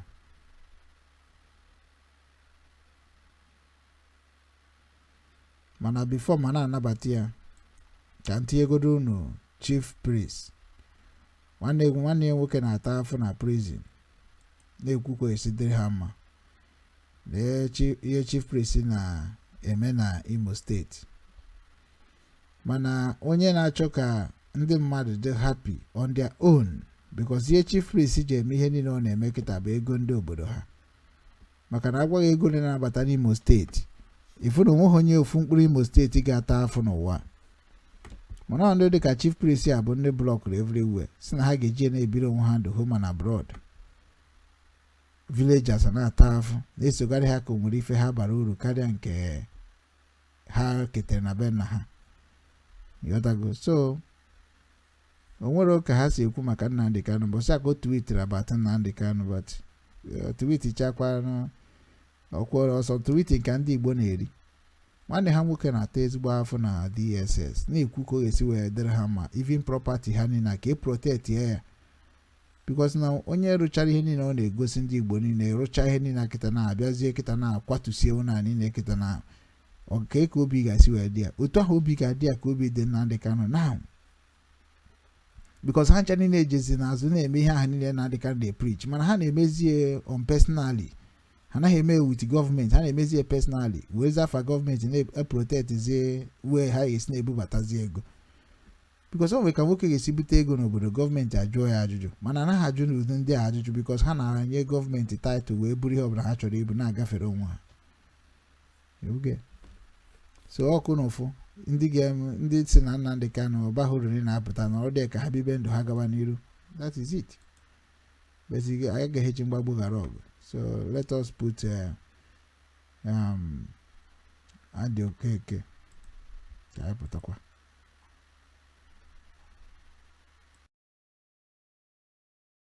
Force, if need be. Donald Trump now fired his own threats, threatening the use of force, if need be. What did Tinubu do? No, let Tinubu fire back, so that it will be fire for fire.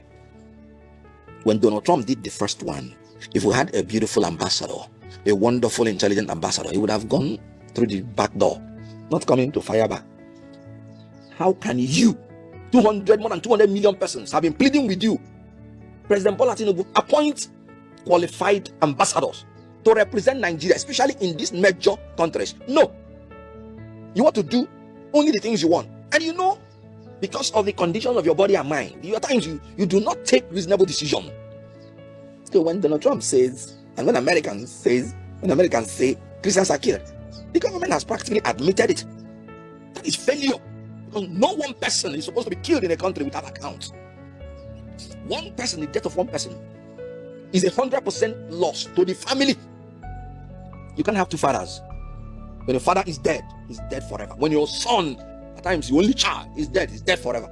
The finality of death should make our governments and our politicians, our leaders, to be ashamed that what they are saying is not that Christians are not being killed. Meaning, they're actually telling Americans, sorry, you're not even saying it as bad as it is. What a shame. I pleaded with President Bola Tinubu. I said, please, sir, be careful the way you deal with Donald Trump. You can't wish him away. Even in your village, if you have the strongest man and he happens to be behaving in a funny way, you are still needed to use wisdom to know how to deal with him. I pleaded with him.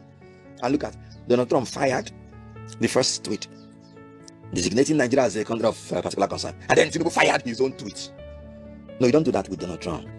How did Nigeria get to this point?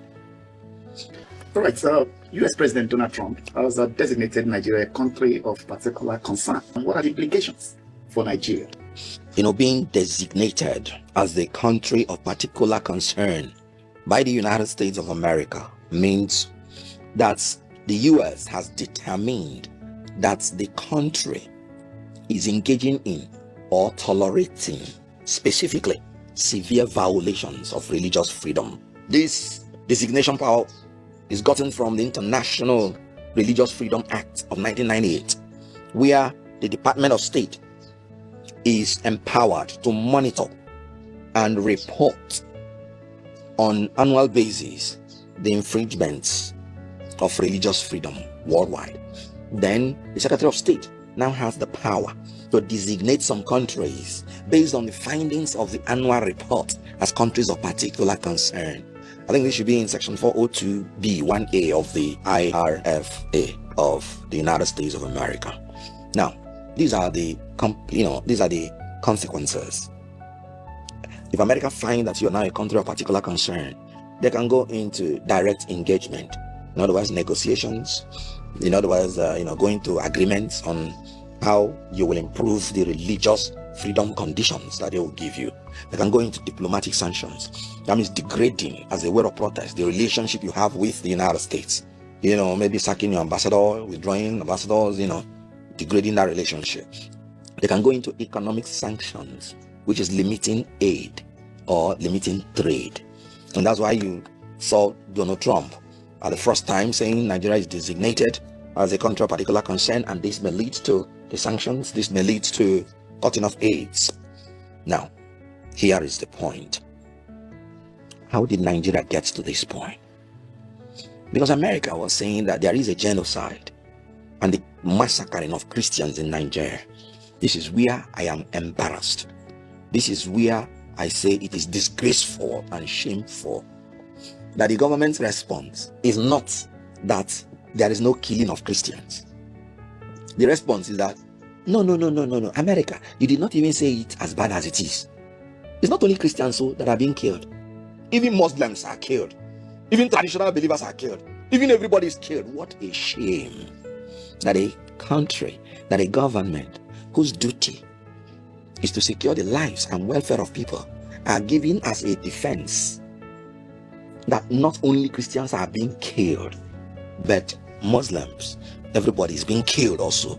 What an international admission of failure on the basic duty of government. So when Donald Trump says, and when Americans say Christians are killed, the government has practically admitted it. That is failure. Because no one person is supposed to be killed in a country without account. One person, the death of one person, is 100% loss to the family. You can't have two fathers. When your father is dead, he's dead forever. When your son, at times the only child, is dead forever. The finality of death should make our governments and our politicians and our leaders to be ashamed that what they are saying is not that Christians are not being killed. Meaning, they're actually telling Americans, sorry, you're not even saying it as bad as it is. What a shame.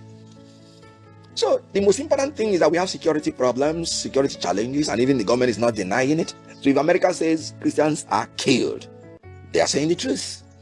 The issue of genocide, it depends on who is analyzing it. So you just can't wish it away. Why did I say that? Did you not hear people from Benue saying that some foreign invaders, and I'm talking about the governor of Benue State, Governor Alia, that this massacre of his people are perpetrated by terrorists who are mostly foreign invaders with the aim of sacking the people from their land, eliminating the people from their land in order to take over their land. What does that mean? So Nigeria is a vast country. So if you want to talk about whether there's genocide or not, it depends on who is talking about it. If you go to Plateau, they're shouting the same thing, that they want to kill everybody, sack everybody from their land in order to take over their land. So what is that? Having said that, I agree that American government should sanction these corrupt politicians, those that have refused to give us free, fair, credible election, those that are orchestrating violence and rigging during election, those that are stealing Nigerian money and housing it abroad, which these foreign governments know, those that are engaging in sponsoring these terrorists, because some people are sponsoring these terrorists. Hey, Ebaka and the Okeke Kucharoku na wefubaku ya nanya nke bazia. Hey, Ebaka no mara na aka ya dukwa chao. Ife ni na eme na bai na asukwa ka nworoba corruption politician na ya nwe no kwa singuru. Iwotago. Nwanne oliku kwa secret ife American na bi ime. Mana ndị mmadụ amaro. Yeah.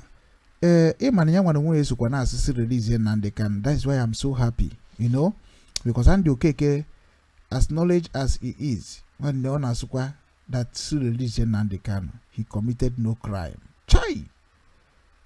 Andy Okeke have proved that reality. Oh, Keneto Kongo. Chai. Now, ndị a na-asịsị that na sugbo Nnamdi Kanu, somebody like Joe Igbokwe. There is one story na afuna Ohaneze Ndị Igbo TV. Something like Ohaneze TV, sorry, Ohaneze TV.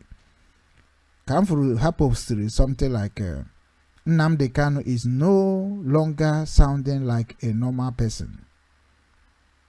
The blood of the thousands of people he killed are speaking.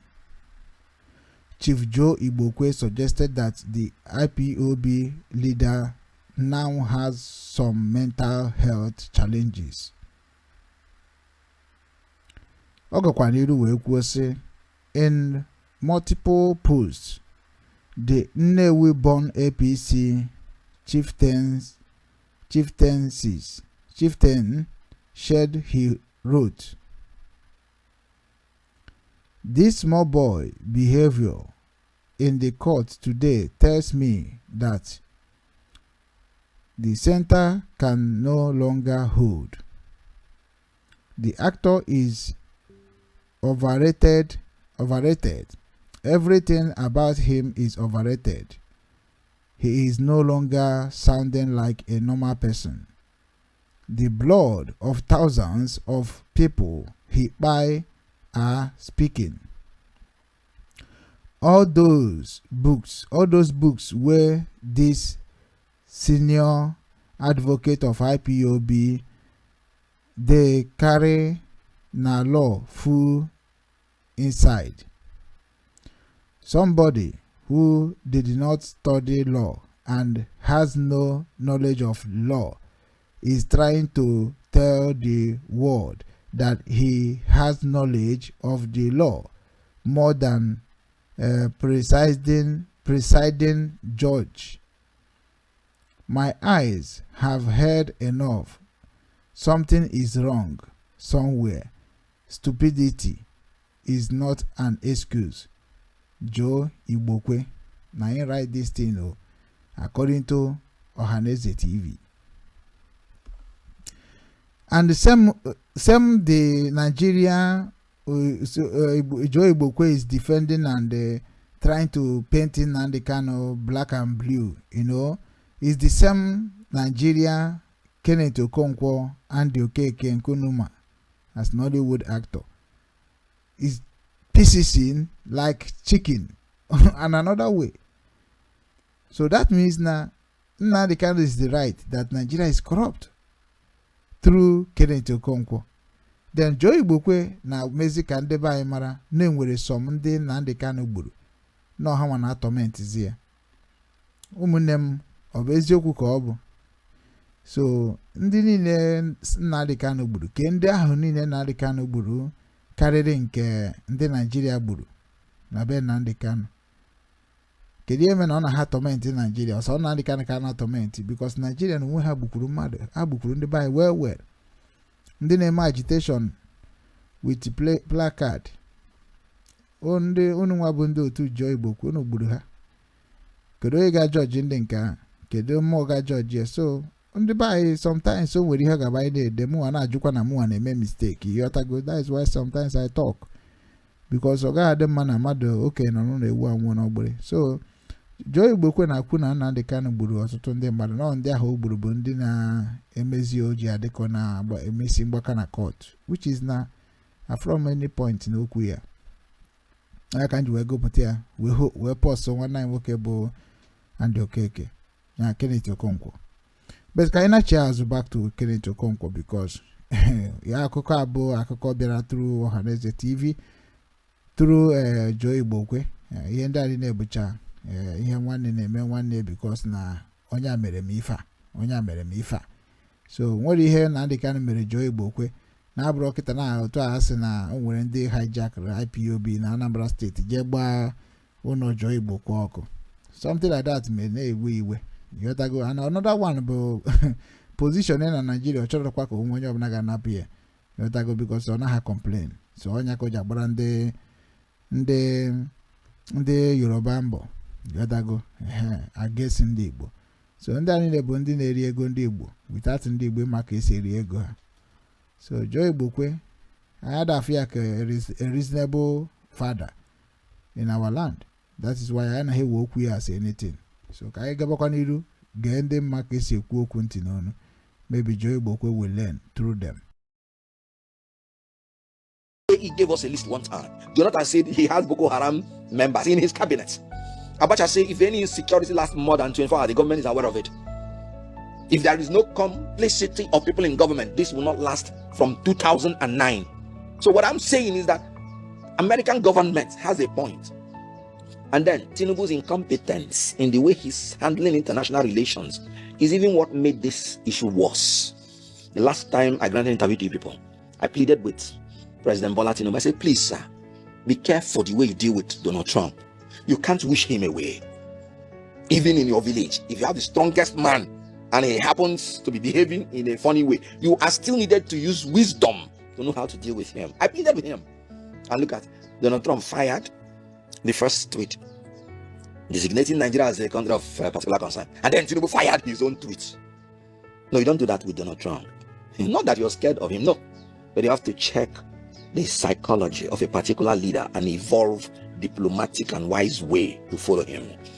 My master's is on international law and diplomacy, and I can always tell you that Tinubu, when you people asked me the last time what is my rating of the international relations of Nigeria on that thing, I say it's a disaster. You're now seeing what I saw. How can you, more than 200 million persons have been pleading with you, President Bola Tinubu, appoint qualified ambassadors to represent Nigeria, especially in these major countries? No. You want to do only the things you want. And you know, because of the conditions of your body and mind, at times you do not take reasonable decisions. Daniel Bwala, when his brain was still working, because he was the one who said if you enter APC, your brain stops working. When his brain was still working, he described Tinubu's government as a government that has audacity of hypocrisy and hypocrisy of competence. Meaning Tinubu has the audacity to take decisions, but he ends up taking hypocritical decisions, meaning wrong decisions. Meaning that when Tinubu is purporting to be competent, there is no competence in it, it's simply hypocritical. This is the exact word of Daniel Bwala when Tinubu decided to choose a fellow Muslim to become his vice president. Now, we are paying for it. Tinubu fired the tweet back to Donald Trump. And I laughed because I knew what was going to come after. When Donald Trump now fired his own threats, threatening the use of force if need be. What did Tinubu do again? No, let Tinubu fire back, so that it will be fire for fire. When Donald Trump did the first one, if we had a beautiful ambassador, a wonderful, intelligent ambassador, he would have gone through the back door, not coming to fire back, to explain the situation of Nigeria to America and urging America that we need the help of everybody, including America. Then if ever, Nigeria is not, like I said, shamelessly, with respect, admitting that you have security problems, but everybody is being killed. What a defense. In law, there's what we call general traverse and specific traverse. They will tell you have to specifically traverse every armament that is made against you. Let me give you an example. If they say you stole 500 naira and you say, no, I didn't steal 500 naira, and we leave it at that, you have not said you are not a thief. Because you have not said that you did not steal 400 naira. So you have to say, no, I did not steal 500 naira and I have not stolen any money at all.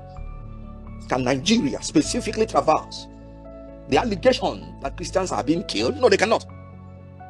They are saying everybody is killed. But the real traverse in law that would have exculpated you is saying, no Christians is being killed. Nobody is being killed at all. No, we can't say that. So the issue here is that incompetence of Tinubu. Now the whole Nigeria was begging Tinubu, appoint ambassadors. He refused. A tweet by a foreign president is making him now to consider, watch, within 1 week or so, he will appoint the ambassadors. Telling you that this is a man that is reactionary, has nothing to offer Nigerians except hypocritical leadership style, according to Daniel Buala. He said audacity of hypocrisy and hypocrisy of competence. So when Tinubu purports to be competent, we are seeing the result of his incompetence every day. Right from when he was the chairman of ECOWAS, how ECOWAS became fractured. You now have Association of Sahel region countries. Now when he became the chairman of ECOWAS, he threatened to remove the government of another country within 7 days. Now another country is threatening your own country, so that you will understand how incompetent and unwise for you to threaten another country. Now even Chad is closing our border. What is the extent that we can take from the incompetence of a Tinubu and APC government? So what is happening with America designating us and the way it is being handled is crash. I mean, it is complete display of incompetence of a government and hypocrisy. A government that told you that in August they had made all the revenues that they projected to make within a year, cannot appoint ambassadors, cannot pay them. So Nigeria is now left in the hands of competent leaders. Let Tinubu use continual and close the mouth of all those his purported spokespersons before they talk us into trouble. They don't know nothing. They don't know what they are doing. And let Tinubu stop responding so that people of me, we have men in this country, anyone you want, so that they can respond for us. So what happened is that there is an insecurity problem in Nigeria, which Nigeria should work hard to eliminate completely. You do it through catching the sponsors of, can you imagine, about 15,000 persons have died in one way or the other from terrorist attacks since Tinubu came to power in 2023. Is that not a massacre? 15,000. They should try to get these sponsors, expose them, stop them wherever they are. Then they should stop playing politics. Can't you see the hand of karma in what is happening? Buhari and Tinubu, they led a delegate to America to report insecurity of Nigeria to America during the Jonathan's regime. Can't you see karma? And now they are screaming, opposition. Opposition what? Opposition power on there. Opposition. From what you now, they should try to increase the morale of the fighting force, increase the boots on ground. A country where the government is awarding one contract for 15 trillion naira, where his family has interest. If that 15 trillion naira had been put into security because of the then need of it, we will be out of this security. Now, since Tinubu came in, I have been begging, let state police be approved. The governor of Zamfara, vowed with the Quran, 2 months he will wipe out insecurity. That he knows where all these people are. And Governor Soludo is actually proving it to be correct with ordinary vigilante. He has destroyed about 60 camps of insecurity, and insecurity in Anambra State, right, like it or not, has been eliminated to a reasonable extent. Tinubu cannot let him hear this advice. Let him support the creation of state police like yesterday. Because we will talk our own. The opposition will even, because we don't play policy with security, we will even give our own recommendation. Yes, this government will not implement it. And they will open their mouth. Opposition.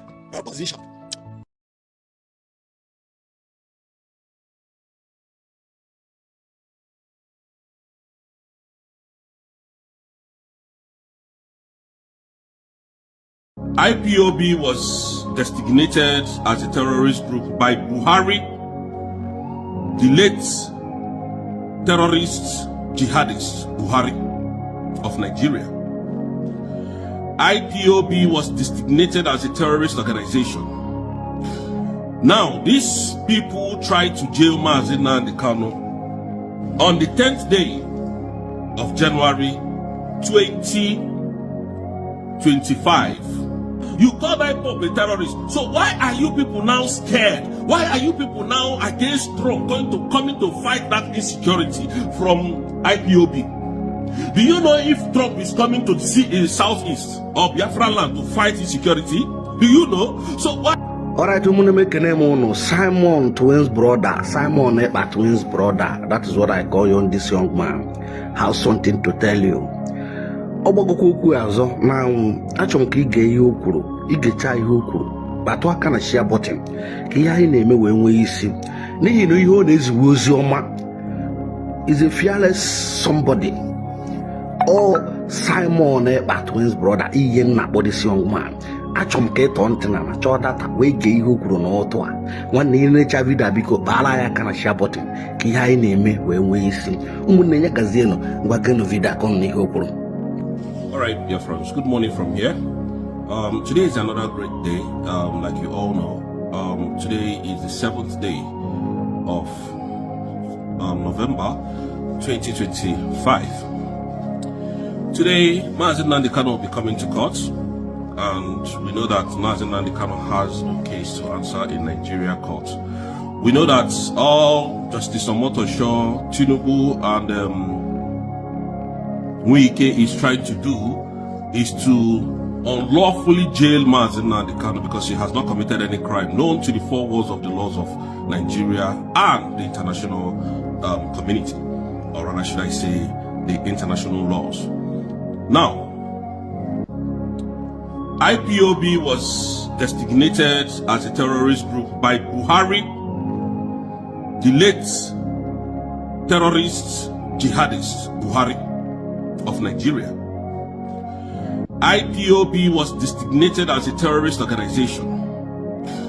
Now, these people tried to jail Mazi Nnamdi Kanu on the 10th day of January 2025. They brought him out since they were able to bribe Finland, shameless Finland, Alexander Stubb, and Selena Selene, the ambassador from Finland to Nigeria. They were able to bribe them. So they brought out Mazi Nnamdi Kanu. They concocted a story, brought it out, and said Mazi Nnamdi Kanu is a terrorist that is going to be facing terrorism charges. And so therefore, for that reason, they're going to jail him. Mazi Nnamdi Kanu fled up. They were scared. They ran away. Since January, they have been looking for something to hold on to jail Mazi Nnamdi Kanu. Up to today, they have not found anything. Up to today, and Mazi Nnamdi Kanu is asking them in their own court, under what law are you trying me, Mazi Nnamdi Kanu? Up to today, Justice Omotosho has not been able to answer that question, and yet he's asking Mazi Nnamdi Kanu to open his defense today. That is the criminality of Nigeria. I keep telling you people that Nigeria was not built for any one of us. Nigeria was built for corruption. Nigeria was designed for, British business. It's a British business. That's how Nigeria was designed. And the fools that is supporting this Tinubu's administration, this failed man, I just laugh at you people because you don't know what is coming, do you? None of you do know. Now, I used to hear IPOB a terrorist organization. IPOB, oh, they are the one causing insecurity. Break it, the family confirmed it. Everybody in Nigeria, during when Simon Ekpa was defending Biafrans, Biafran land, they were, oh, Simon Ekpa is a terrorist. Nnamdi Kanu is a terrorist. IPOB are all terrorists. Now, Trump tweeted and said, Nigeria is now a country of concern. Christian genocide is happening in Nigeria. All of you knows that. Now, Trump has not said he's going to the north to bombard north. Trump is not saying he's going to the west to bombard west. Allow him to choose where he's going to bombard. He knows where the criminals are. You call IPOB a terrorist. So why are you people now scared? Why are you people now against Trump coming to fight that insecurity from IPOB? Do you know if Trump is coming to the southeast or Biafra land to fight insecurity? Do you know? So why are you people on just started agitating for no reason? Trump should not come. Trump is all about his interest. Oh, Trump. Why are you people crying more than the bereaved today, I ask? You called IPOB a terrorist. So the Western world has checked your profile. They have gone through every documentation, evidences about who is terrorist and who is not terrorist. So leave Trump to act. We the Biafrans, the IPOB terrorists are begging you now. Allow Trump to act. And Trump, I don't know why your jet fighters are not yet on the move. They're supposed, their foot soldiers should have been in Biafran land or in Nigeria as we speak. These people are just politicizing human life. Any opportunity they see to use and politicize humans, they take it up. They don't care. All they care is money. Money, money, money, money. Anybody can be unalive. It doesn't concern them. That is who Nigerian government is. Why are you now so suddenly trying to defend the same IPOB you call terrorists? Don't defend us. Let Trump come and bombard the people that he's seeing that are committing this atrocity in Nigeria.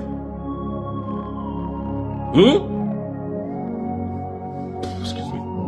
Don't come to defend us now. Let us carry our cross. This is how you will know how dangerous these people can be. This is how you will know how terrible Nigerian government can be. Anything that does not go in their favor, they try to, manipulate it. They try to talk ill about it. They try to sabotage it. This is who they are. This is how terrible Nigerian government can be. This is all they know how to do. Criminality. I keep telling you that Tinubu is a very ruthless politician. You think I'm joking, is it? Most of you don't know the enormity of the insult Tinubu has given to Biafrans. The damage Tinubu has caused. That is a man that Alexander Stubb went to hug in business transaction to take away a man who was defending and fighting for his people, who at the same time doubles to be his best friend, Simon Ekpa. Now it's all about interest. When Finland came to your land, can you see how brainless some of you can be? When Finland was contacted, all of you were shouting, "Oh, Simon is a terrorist." Oh, at that time, it was not all about interest. And now they negotiated our mineral resources, how long they're going to be taking it, how long they're going to be giving them our crude oil, and they gave them money, and then Finland sold their conscience to Nigeria and took away our prime minister. It wasn't all about interest. God will punish all of you. All of you from A to Z, it will never be well with you. I wonder why Trump said to Kano jet fighters, all this is sophisticated military equipment is not yet in Nigeria. Destroying all these terrorists. Now Asari Dokubo has mouths to talk. Now Ahmed Gumi has mouths to threaten America. Gumi that you and I know that goes to the forest where these terrorists and criminals and so-called bandits used to be. Negotiate with them. Now come to tell the government of Nigeria that this is what these people want. That if you don't do this, they will do that. They will kidnap, they will unalive, they will do this, they will do that. That same Gumi is threatening Trump. None of you is saying anything. Oh, it's no longer IPOB now. I thought IPOB was the problem of the whole Nigeria. That's why he went as far as Kenya to kidnap Mazi Nnamdi Kanu. For 5 years, you have not been able to put one thing on his head. And Justice Omotosho is threatening Mazi Nnamdi Kanu. Threatening him, close down your defense. But I know you can't jail Mazi Nnamdi Kanu. It's not possible, you know that. Justice Omotosho, where are you going to live when you jail Mazi Nnamdi Kanu? Is he not in that same Nigeria? Are you going to come to the West? You want to jail Mazi Nnamdi Kanu? Look at your mouth. Very corrupt people. corrupt. Wike's friend. Look at Justice Omotosho and Wike, they are 5 and 6. Wike gave Justice Omotosho so many land, including land that he collected from a family in Abuja. That land was in court. The land was in a dispute. There was a dispute within the owner of that land and government. Before you know it, Wike gave it to Justice Omotosho and promised Justice Omotosho that he will do more if he's able to jail Mazi Nnamdi Kanu. And that animal, that justice animal, told the government of Nigeria, this one is no case for me, I'll jail him within time. Don't worry. It's taking long. Why have you not jailed him? Why have you given him the last chance? Today is the 7th, so jail him today. Let us see it. How it's going to be. Jail Mazi Nnamdi Kanu and let us see. You know you can't do that. It's not a trend. All of you are just whiling away in ignorance. A lot is happening in Nigeria. A lot. These people are evil. The judicial system is bastardized. Christians are being unalive, left, right, and center. People are losing their loved ones, their fathers, their mothers, their children to this terrorist bandit attack in Nigeria. And Nigeria is trying to, sugarcoat everything, make it look as if nothing is happening. Trump is lying. It's all about Trump's interest. Trump, please. It's all about the interest, we know. If you can connect pipe from US to the mineral resources that these animals are talking about is a Biafran land. Please connect it from US to Biafran land and come and take it. Please come and take it or save lives, Trump. Please come and take it and save lives. If that's the only thing that they say you want, come and take it and save lives. These people are animals. After all, for the 60 years that they said they've gotten independence, Nigeria has never benefited from that oil. Nigerian citizens have never benefited from that mineral resources. We have all these things in our soil, but people cannot buy oil. People cannot buy fuel. People cannot buy gas. People cannot buy, what is it even called? Is it LPG? Gas. This gas that they use in flying plane. Very expensive now in the market. People cannot buy kerosene. Shameless and a failed state indeed. Very shameless people to have as politicians. I also told you here that Tinubu will never be able to go to America. Has he not shown now? Is he not playing before you? Didn't I tell you that Tinubu can never step his foot in America? They will dive in. He knows if he goes to America, they will dive in. The DEA will dive in. He knows that. So he can't dare go to America. He's a terrorist. Tinubu and his cohort are all terrorists. Terrorizing the innocent citizens of Nigeria.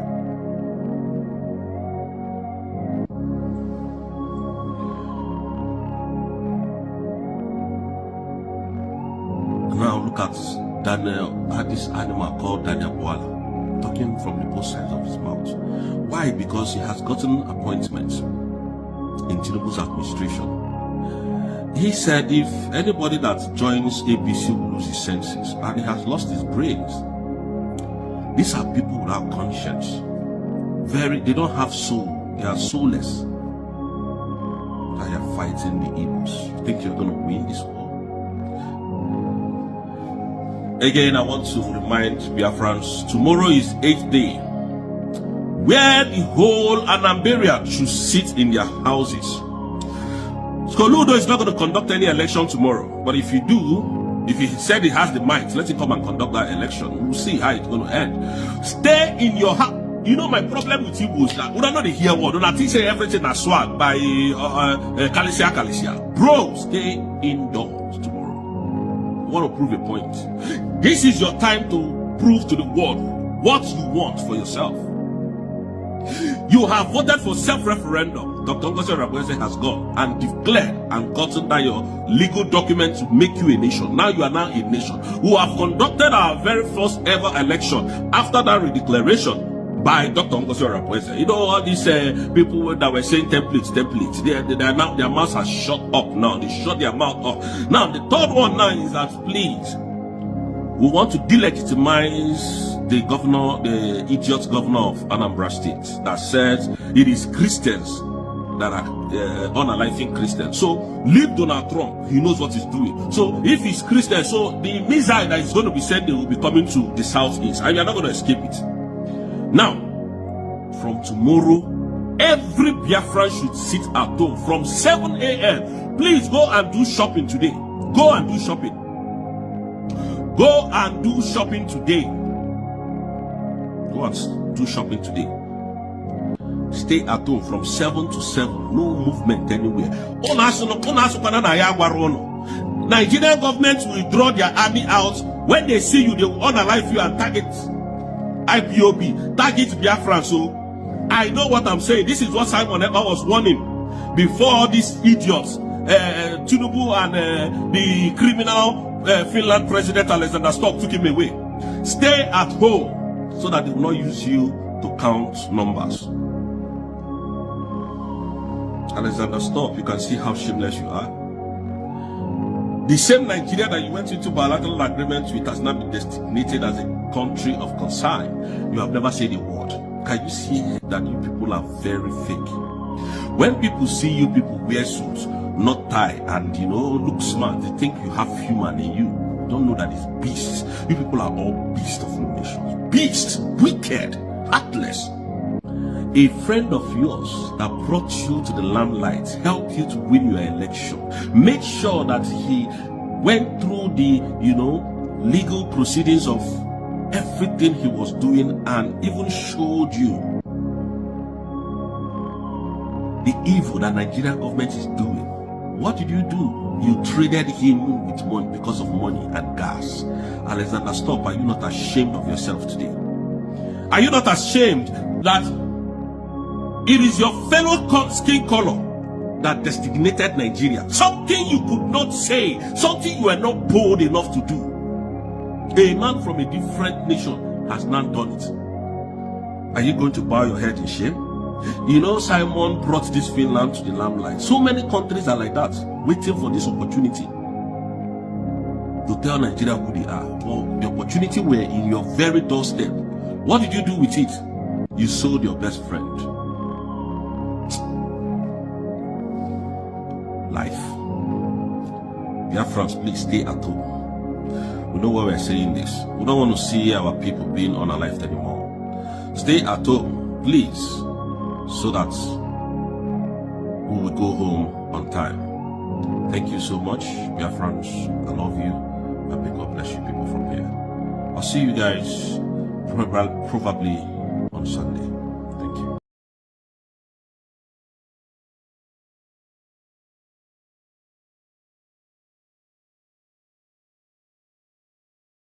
On the lower court. So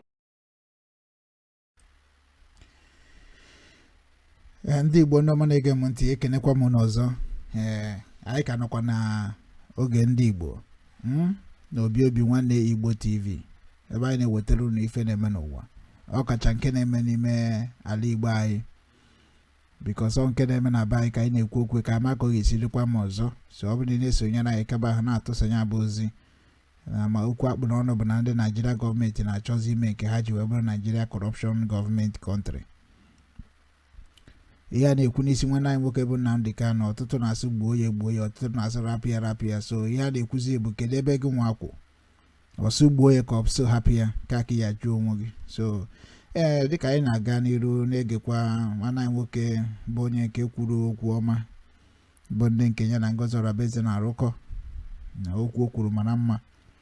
So n'ebe anyị nwere nwaanyị na-ada etinye aka n'okwu ya bụ ihe gbasakwara sit at home on election day. Ya nwere nwa ekwuchara that na ihe anyị kpụ n'ọnụ kịta ka esi free Nnamdi Kanu, free kwa Simon Ekpa, ma ọ bụ atụ ọnụ ha mkpọrọ dịka ha si ekwu. So which is na mmalite Trump now ga-enyere Nnamdi Kanu aka ka o nwere onwe, nyekwara Simon aka ka o nwere onwe, unless na ha committee ziri ihe dị against of international law. Go.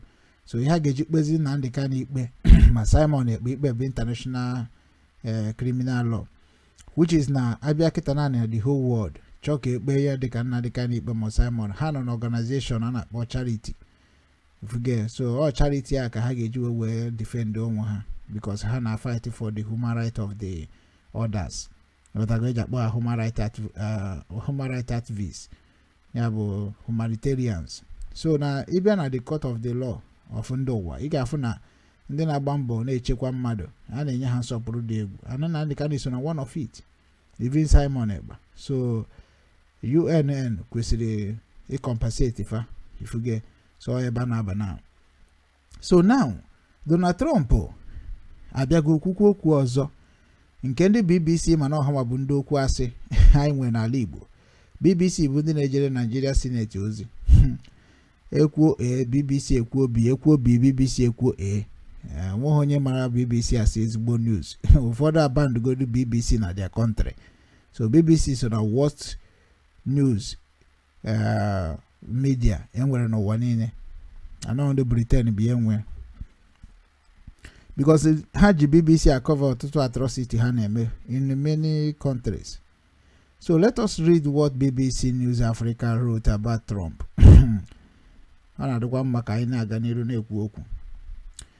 BBC News Africa.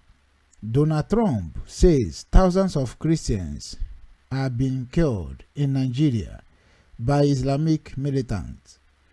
Had the stroke where has on the Britain the BBC na ajụjụ nke a where has he got the numbers from? So on ajụjụ Trump kedu ebe has with the information of thousands where is the information, where is the number of the information?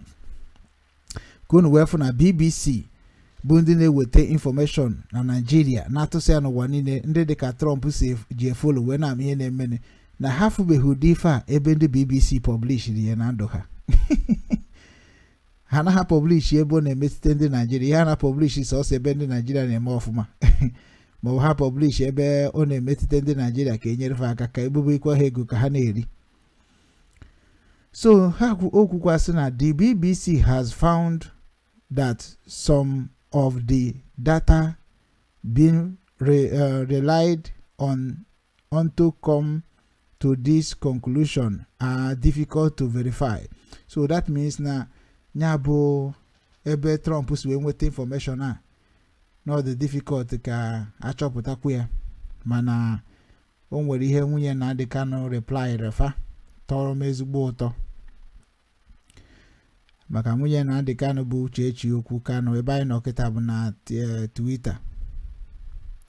So ọ replied wee sị or replying the BBC where one the BBC say people will provide you with more evidence than President Donald Trump or target Donald Trump Donald Trump gafukuya has nyabo ona kwana na ndị mmadụ ndị dịka anyị nwa ga-provide ndị ụwa Donald Trump ma ndị ụwa niile evidence of ihe anyị na-ekwu na na-egbu ndị Christian which na anyị niile bụ ndị Christian na anyị na-ekwu okwu omenala abụrụ maka this one ihuge because na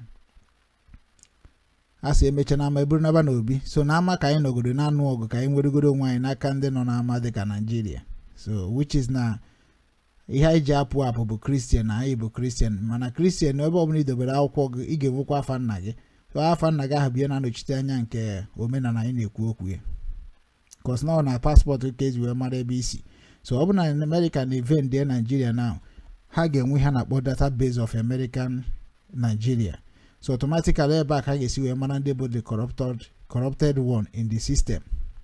So onye bụ na invading Nigeria is not only by bullet, it is not only by gun, it is not only by forceful, it's also going to be by legal and laws, terms and conditions. And you have some evidence in your achieve just that you suppress them as BBC word. The report by Frederick for short and the other report on the Biafra genocide 1967 to 1970 and played a horrendous Gabaniru. Okay, the thing Gabaniru. I think back yeah. Horrendous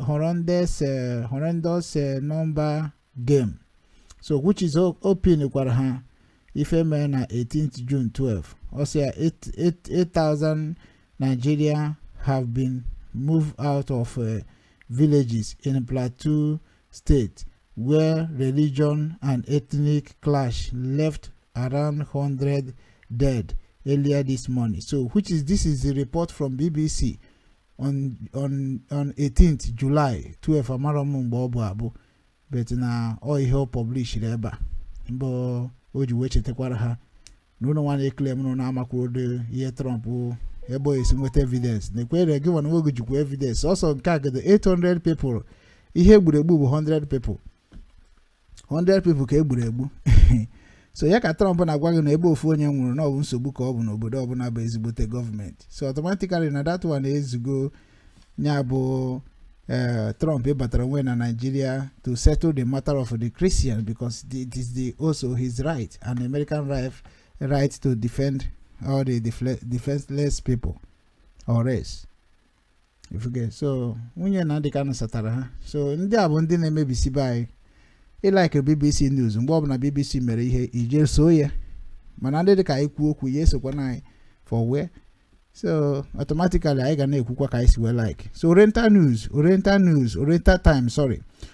Time ka m gafetekwara na akwụkwọ ha ugbu a ha publishes this thing on 20 minutes ago na-akọwakwa na Mazi Nnamdi Kanu is no longer sounding like a normal person. Joe Igbokwe report react to IPOB leaders dramatic shutdown in court.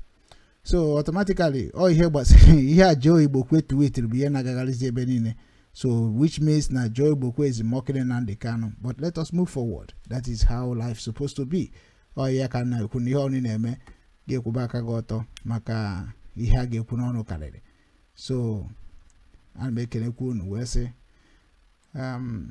what if was I can check here.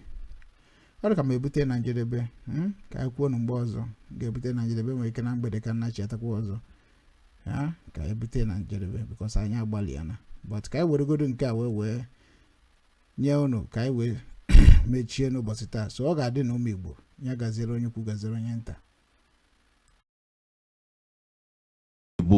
for SLDO local government area of Ondo State. Now since that night, now I make decision as a 10-year-old say, I go, when I reach time, I go fight to ensure say this country get justice. Nigeria. No, get and as I go, secondary school, university, now so I they enter from one problem to the other as you introduced earlier. But now good problem now they enter. The reason be say my own country, I won't make it good. It reached one point, I come out for this country, go abroad. I spent 20 years between 1999 and 2018 and 19. I come back because I don't see the rest of the world. Discover say no country, make I no lie, we better reach Nigeria for body. And I don't just enter America, I be they stay for the biggest city in the world, New York. I start business for there, where they call Sahara Reporter, a work. I dey happy, I get wife, I get children. But my life no settle the way I want make it be. Now I carry myself, come back to Nigeria, say, this is my country, where they look, say no work, I'll come back, come here correct them. Because before I go, when I entered University of Lagos, where I later became student union president, Nigeria get the big problem of military rule. Not me with the talk inside here where I may go they collect land. It don't take. They not be only land I mean they collect wife, they go collect your eyes, they go collect your legs. It don't take. You they talk about customs for here, the man where they bring come back to custom. Not be today that they do injustice. The man where they custom now then kill Ken Sarwiwa. For this country. No, make I no, you don't go. You don't get evidence. I get evidence. In the panel. we convict Ken Saro-Wiwa of Ogoni land without allowing him to get his lawyers, because they did. Now, Ganifa will be them lawyer. The reason why they talk about say the country will get things where they haven't but past. Now they haunt Nigeria now. But you hear waiting Ken Saro-Wiwa do? Waiting he do. Okay, if they fight for in community, may they not pollute her. That one a crime. You get some other things we were not supposed to talk on. No, the team is say I be presidential candidate, and if we don't address the injustices where they finish Nigeria, we know if we move forward, make we no lie to ourselves. Because now you embolden these problems where they get now. Now you embolden the people where they do them to see they do them. Because somebody go do bad in 1984, he go get elected in 2022. I just give example. How young people not go want to do bad when the people will do bad during their parents' time, and then they get social promotion. Bad precedents. Exactly. And you look at Nigeria as a day to day. Good people know they last. But look at all the bad people where we get. They last long. Fella, 50s, it don't die. Ganifa with me, 63, it died. I don't want to mention names because I don't want they can't shut down your station. No. But all the bad former presidents, they live long for this country. You understand? When I did 10 years old, we they wait for Independence Day. Yes. They will tell us, say, you are the leaders of tomorrow. 10 years old. 51 years old, they tell me, say, I be leaders of tomorrow. Until tomorrow, no agree come with us. But people, where they do bad things, they enjoy well for this country. They don't do associate the children of the poor. They just postpone their own enjoyment. But the children of the rich for this country, they get, some of them don't even do well for school, but they do well in life.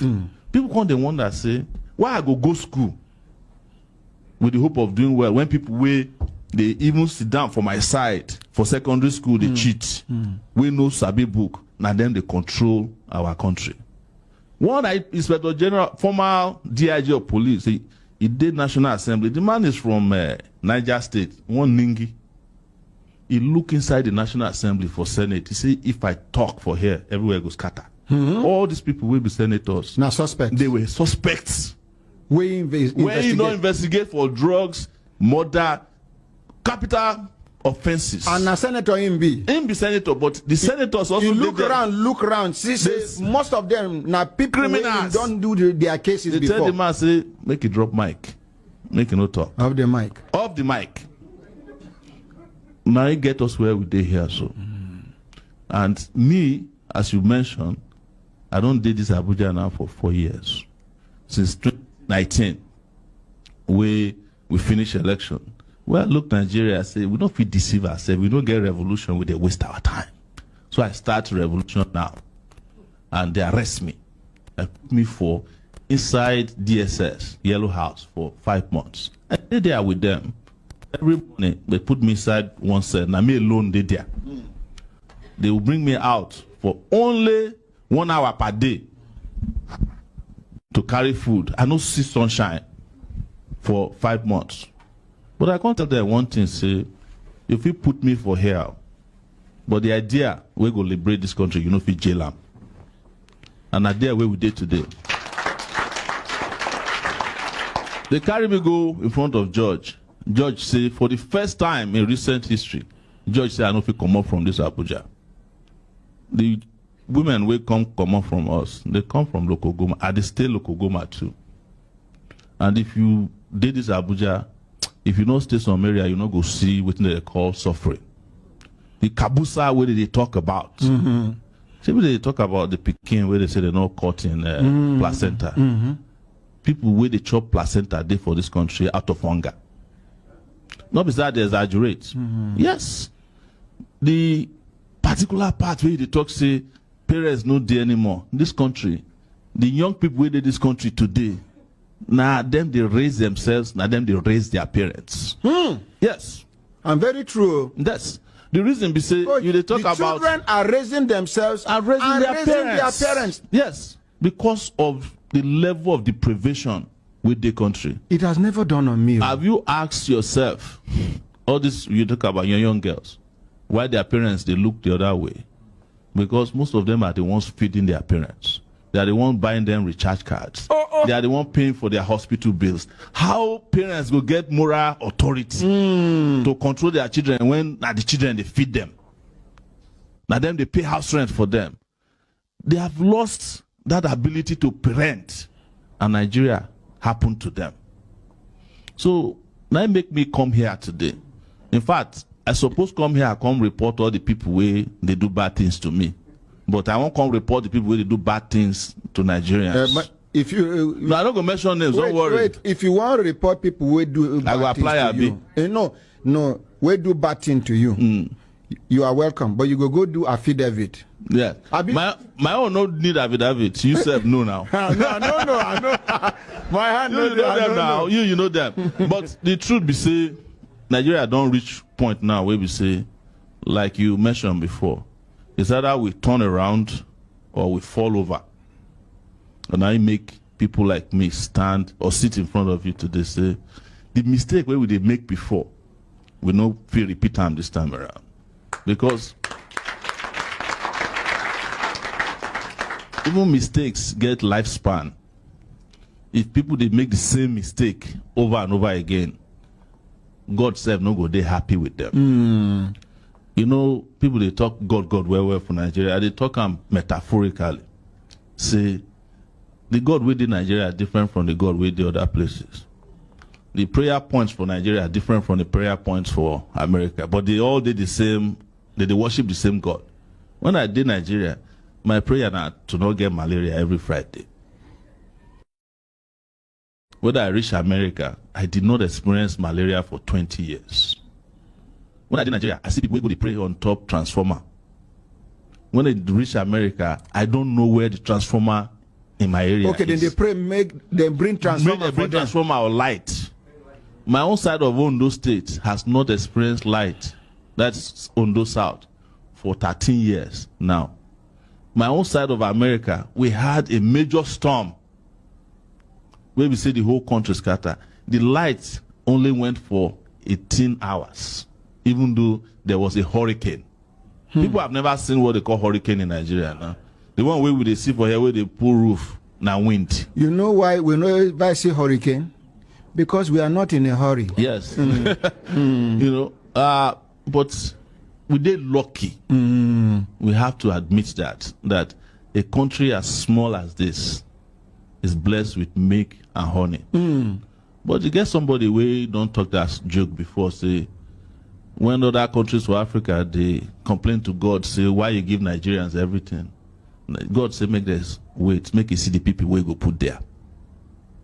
The people where they here, now be the problem. Not be say, you mentioned before now, say, we no need all this one to go they borrow money for loan. Not true now.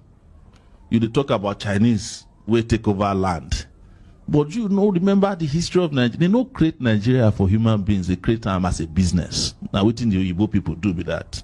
And when they come out, they can't put leaders. We go make sure that business continue.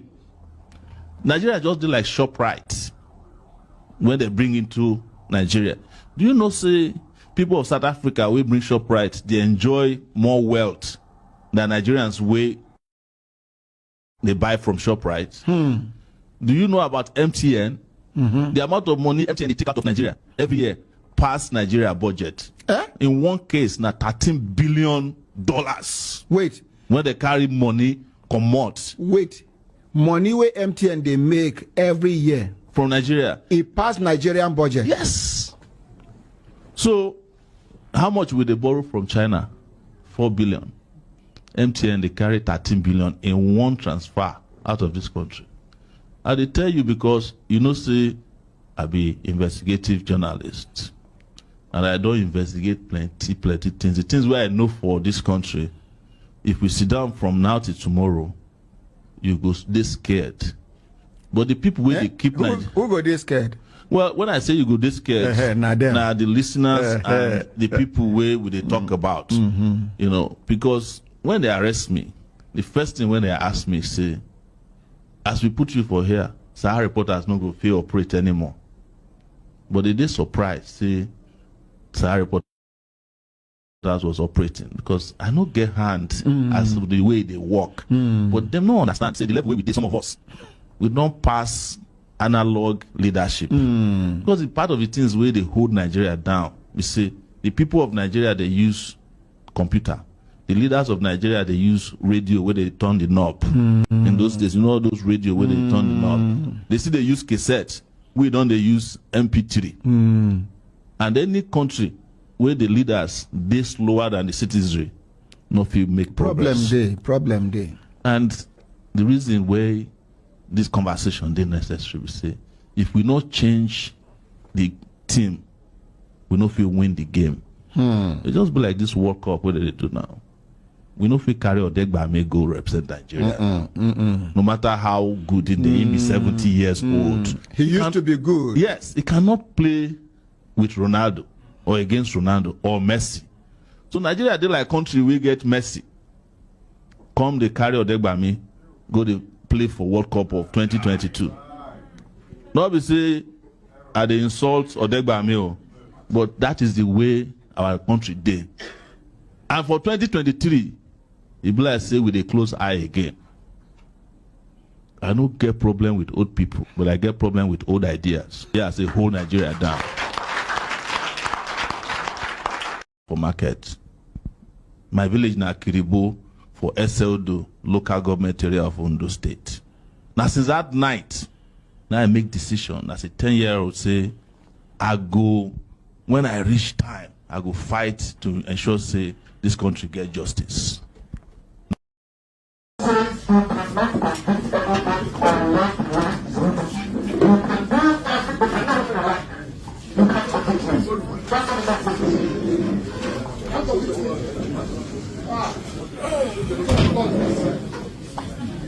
Supreme Court said do something, you will do it. And you're just sitting confusion. And you wonder why God caused you this. Useless black man. You don't know what justice means? You have no idea what justice means. You don't know what justice means. Useless black African people. You don't know the meaning of justice.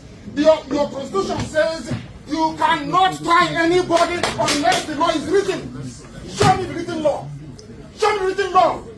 I want to know the law. Talk to me now. Show me the written law. Are you okay? Don't go close. Don't try that rubbish. Don't try it. Don't try it. Go ahead and say don't try that rubbish. Don't try that rubbish. Useless people. You don't know law. You don't know law. Your own constitution you don't respect. This court judgment you don't respect. Then why are we in the court of law? Why are we in the court of law, I ask? Nonsense. You think Britain can ask you to jail me and you will jail me? You are dreaming. You are dreaming. I'm telling you that you are dreaming. Nonsense. Shame on you, Omotoche. I said shame on you. Shame on you, Omotoche. You are a disgrace to Africa. You are a disgrace to Africa. Shame on you, Omotoche. Shame on you. Shame on you, on APC government. Shame on you, Nigerians. Shame on you, Omotoche, APC government. Shame on you, people. Shame on you, people. Shame on you, people. I pour you people speed. The intricate dance between nations. In the shadows of Washington, D.C., a quiet yet powerful campaign was underway, one that will ultimately lead to the reinstatement of U.S. sanctions against Nigeria. The issue at hand, widespread ethno-religious killings that sparked international outrage. But what drove this decision, and who were the key players involved? As we'll peel back the layers, it becomes clear that the work of organizations and individuals like Nina's and others played a pivotal role in shaping U.S. policy. The question now is, what's next for Nigeria, and how will this impact the country's trajectory? This is the Eastern Eye. I'm Alex Obodo. You're welcome to the Eastern Eye, a program that X-rays the political, social, and economic developments around us. After the break, we'll be joined by Tony Nnadi. He's the Secretary General, LNC, and co-convener of NINAS. he will throw more light on the issues that actually precipitated what we're seeing now as U.S. threats and even sanctions against Nigeria, following the issues around the ethno-religious killings and, of course, Christian persecution has been widespread in Nigerian media and internationally. That's after the break. Stay with us. Welcome back to the Eastern Eye here on Afia TV, a program that x-rays the political, social, and economic developments around us. Joining me tonight is Tony Nnadi. He is the Secretary General of the Lower Niger Congress and co-convener of NINAS. Thank you so much for joining me tonight on the Eastern Eye. Hello, can you hear me, sir? Yes, sir. So thank you. Welcome, viewers. All right, thank you. I mean, the whole issue about where we found ourselves now as a country, looking at the issues that the president of the U.S. had to raise himself, it looks like it didn't start today. Help us, take us back memory lane, how everything we are seeing today may have actually precipitated. Yes, I'm sure that our viewers will remember that for most of 2019, we were in Washington discussing with the U.S. What will happen with the terror networks that were converging in West African sub-region. At the time Buhari was president, Buhari threw our borders open to bring in Fulani from all over the sub-region to come in and just do as they deem fit. And it was in that confusion that you remember too that in that period that the U.S. was at war with ISIS in the Middle East, and the ISIS had relocated from the Middle East, trying to reinforce themselves in the West African sub-region. And what we had to go to do was to tell them that this thing is happening in our space. Our president, who is a sympathizer of extreme Islamists, is a champion of Sharia. He's involved with Fulani herdsmen that had become notorious at the time. He's the live grand patron of Mietiala and all of that. And he had said it publicly after he left office as a military head of state that he was going to use everything that comes within his reach to pursue Sharia to no end. That is, the whole country will come under Sharia if he had his way. And so it was in that kind of a setting that we had to go to Washington. That's the team I led, had to go to Washington to whisper to them that we have something we could do that will solve this problem for them. That is to say, the Constitution of Nigeria, I want our people to listen carefully, because what Trump said was that they will come here unless something happens to arrest the situation. The reason I'm on TV now is to share with the peoples of Nigeria, the government of Nigeria, and all of those who may have some stake in what happens here. It is the national security interests of the United States that have been injured by Nigeria repeatedly. You saw the visa restriction. It was because our database is compromised. Buhari threw the borders open and people, Fulani came from everywhere. And Pantami was documenting them as Nigerians. And so somebody comes with a Nigerian passport who is a trained fighter from the Middle East or wherever they come from. They have become Nigerians because they could come here and be documented as Nigerian. That's what the US was talking about when they changed everything about the visa situation. And so in that 2019, we went to raise that alarm in January. I'm sure most of us saw the videos there, and you can pick some pictures from the era if you have them. We went to raise the alarm that these things are happening in this space, and that if they will listen to us, that we are going to tell them what could be done to arrest the ISIS that had come to our sub-region, becoming ISWAP with Boko Haram and all the other agencies of Al-Qaeda and the other networks. And that the man who is our president and his government, that the constitution, that's the Buhari of the time, that the constitution of Nigeria, which they imposed, is the reason they're able to do what they are doing. And that we, the Nigerians, who are the victims of the situation, because the killings were happening all over the place, that we of Nigeria, who are supposed to be living under that constitution, are now together in saying we can pull back our signature that was implanted on that constitution against our own, without our consent. That if we pull it down, that constitution will go down. And the union that, because it's that constitution that brings the Fulani and everybody else into our space, will then redefine our union in a manner that will quarantine them to a smaller space. Because Ijo will be on Ijo land, Yoruba will be on Yoruba land, Anang will be on Anang land. Everybody will be in their lands. We will then go to a meeting to rework our union. The 1914 union was not our union. It hasn't become our union in 1999 because, again, agents of the old order imposed a constitution, and for some reason, people who are supposed to know that they have a problem and to look for solutions to that problem are carrying on with a constitution that rendered them slaves in their homeland, as if it doesn't matter. And people are dying in this number simply because this constitution is still in place. There's no other thing that is the reason for what the US is now coming to solve by themselves. After we finished everything in that 2019, we had the privilege of addressing the Senate committee, the House committee, all in Capitol Hill.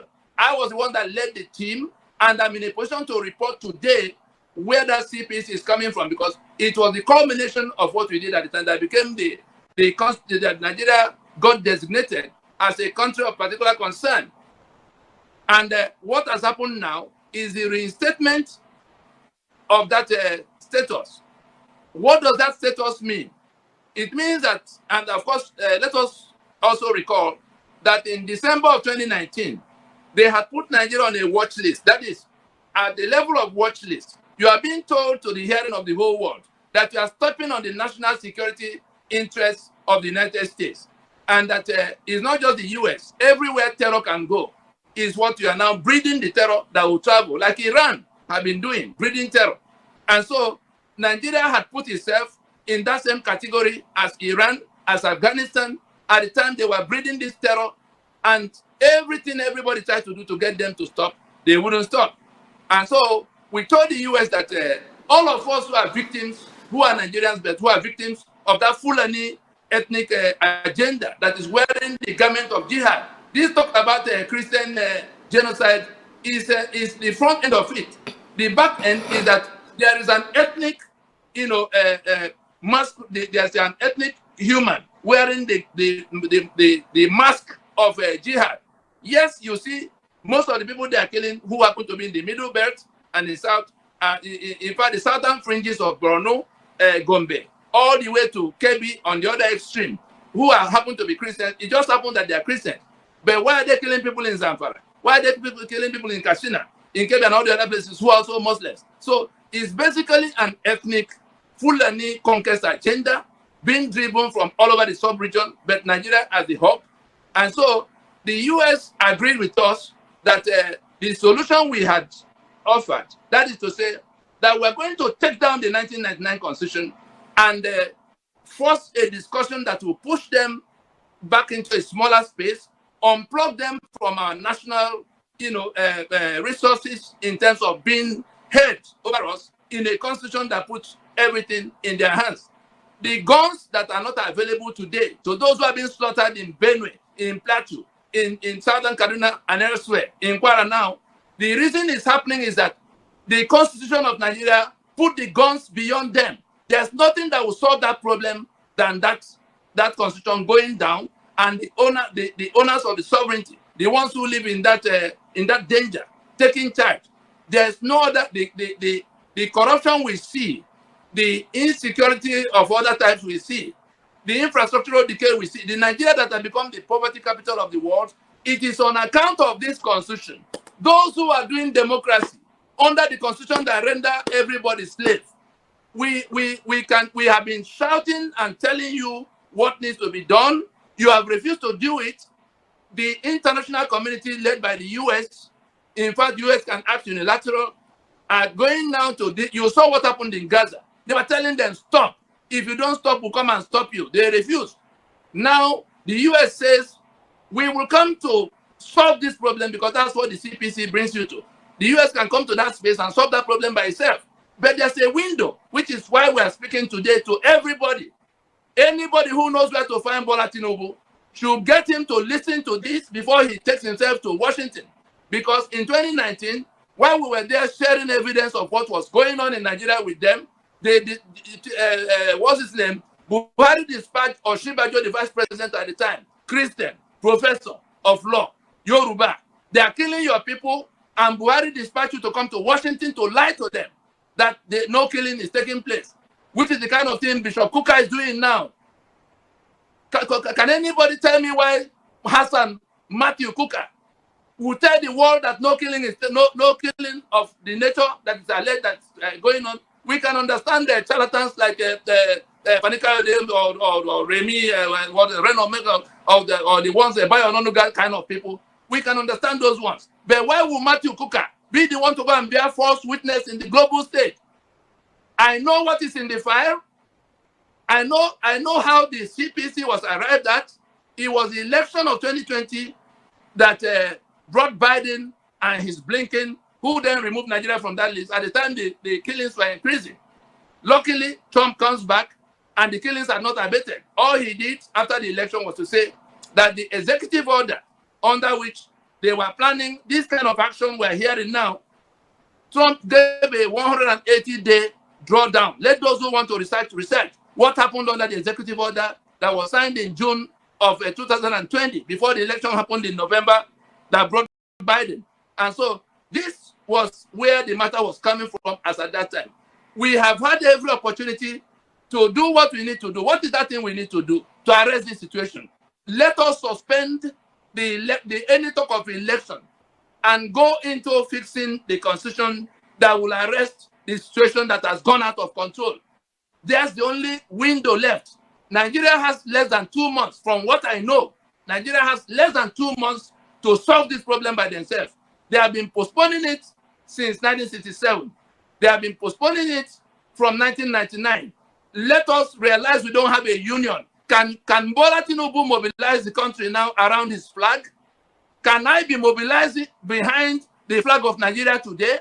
Can those being slaughtered in the Middle Belt be mobilized behind that flag? Can the young people slaughtered at the toll gate be mobilized behind that flag? The union has collapsed.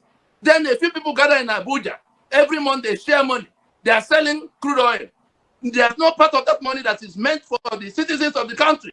They are announcing GDP to us.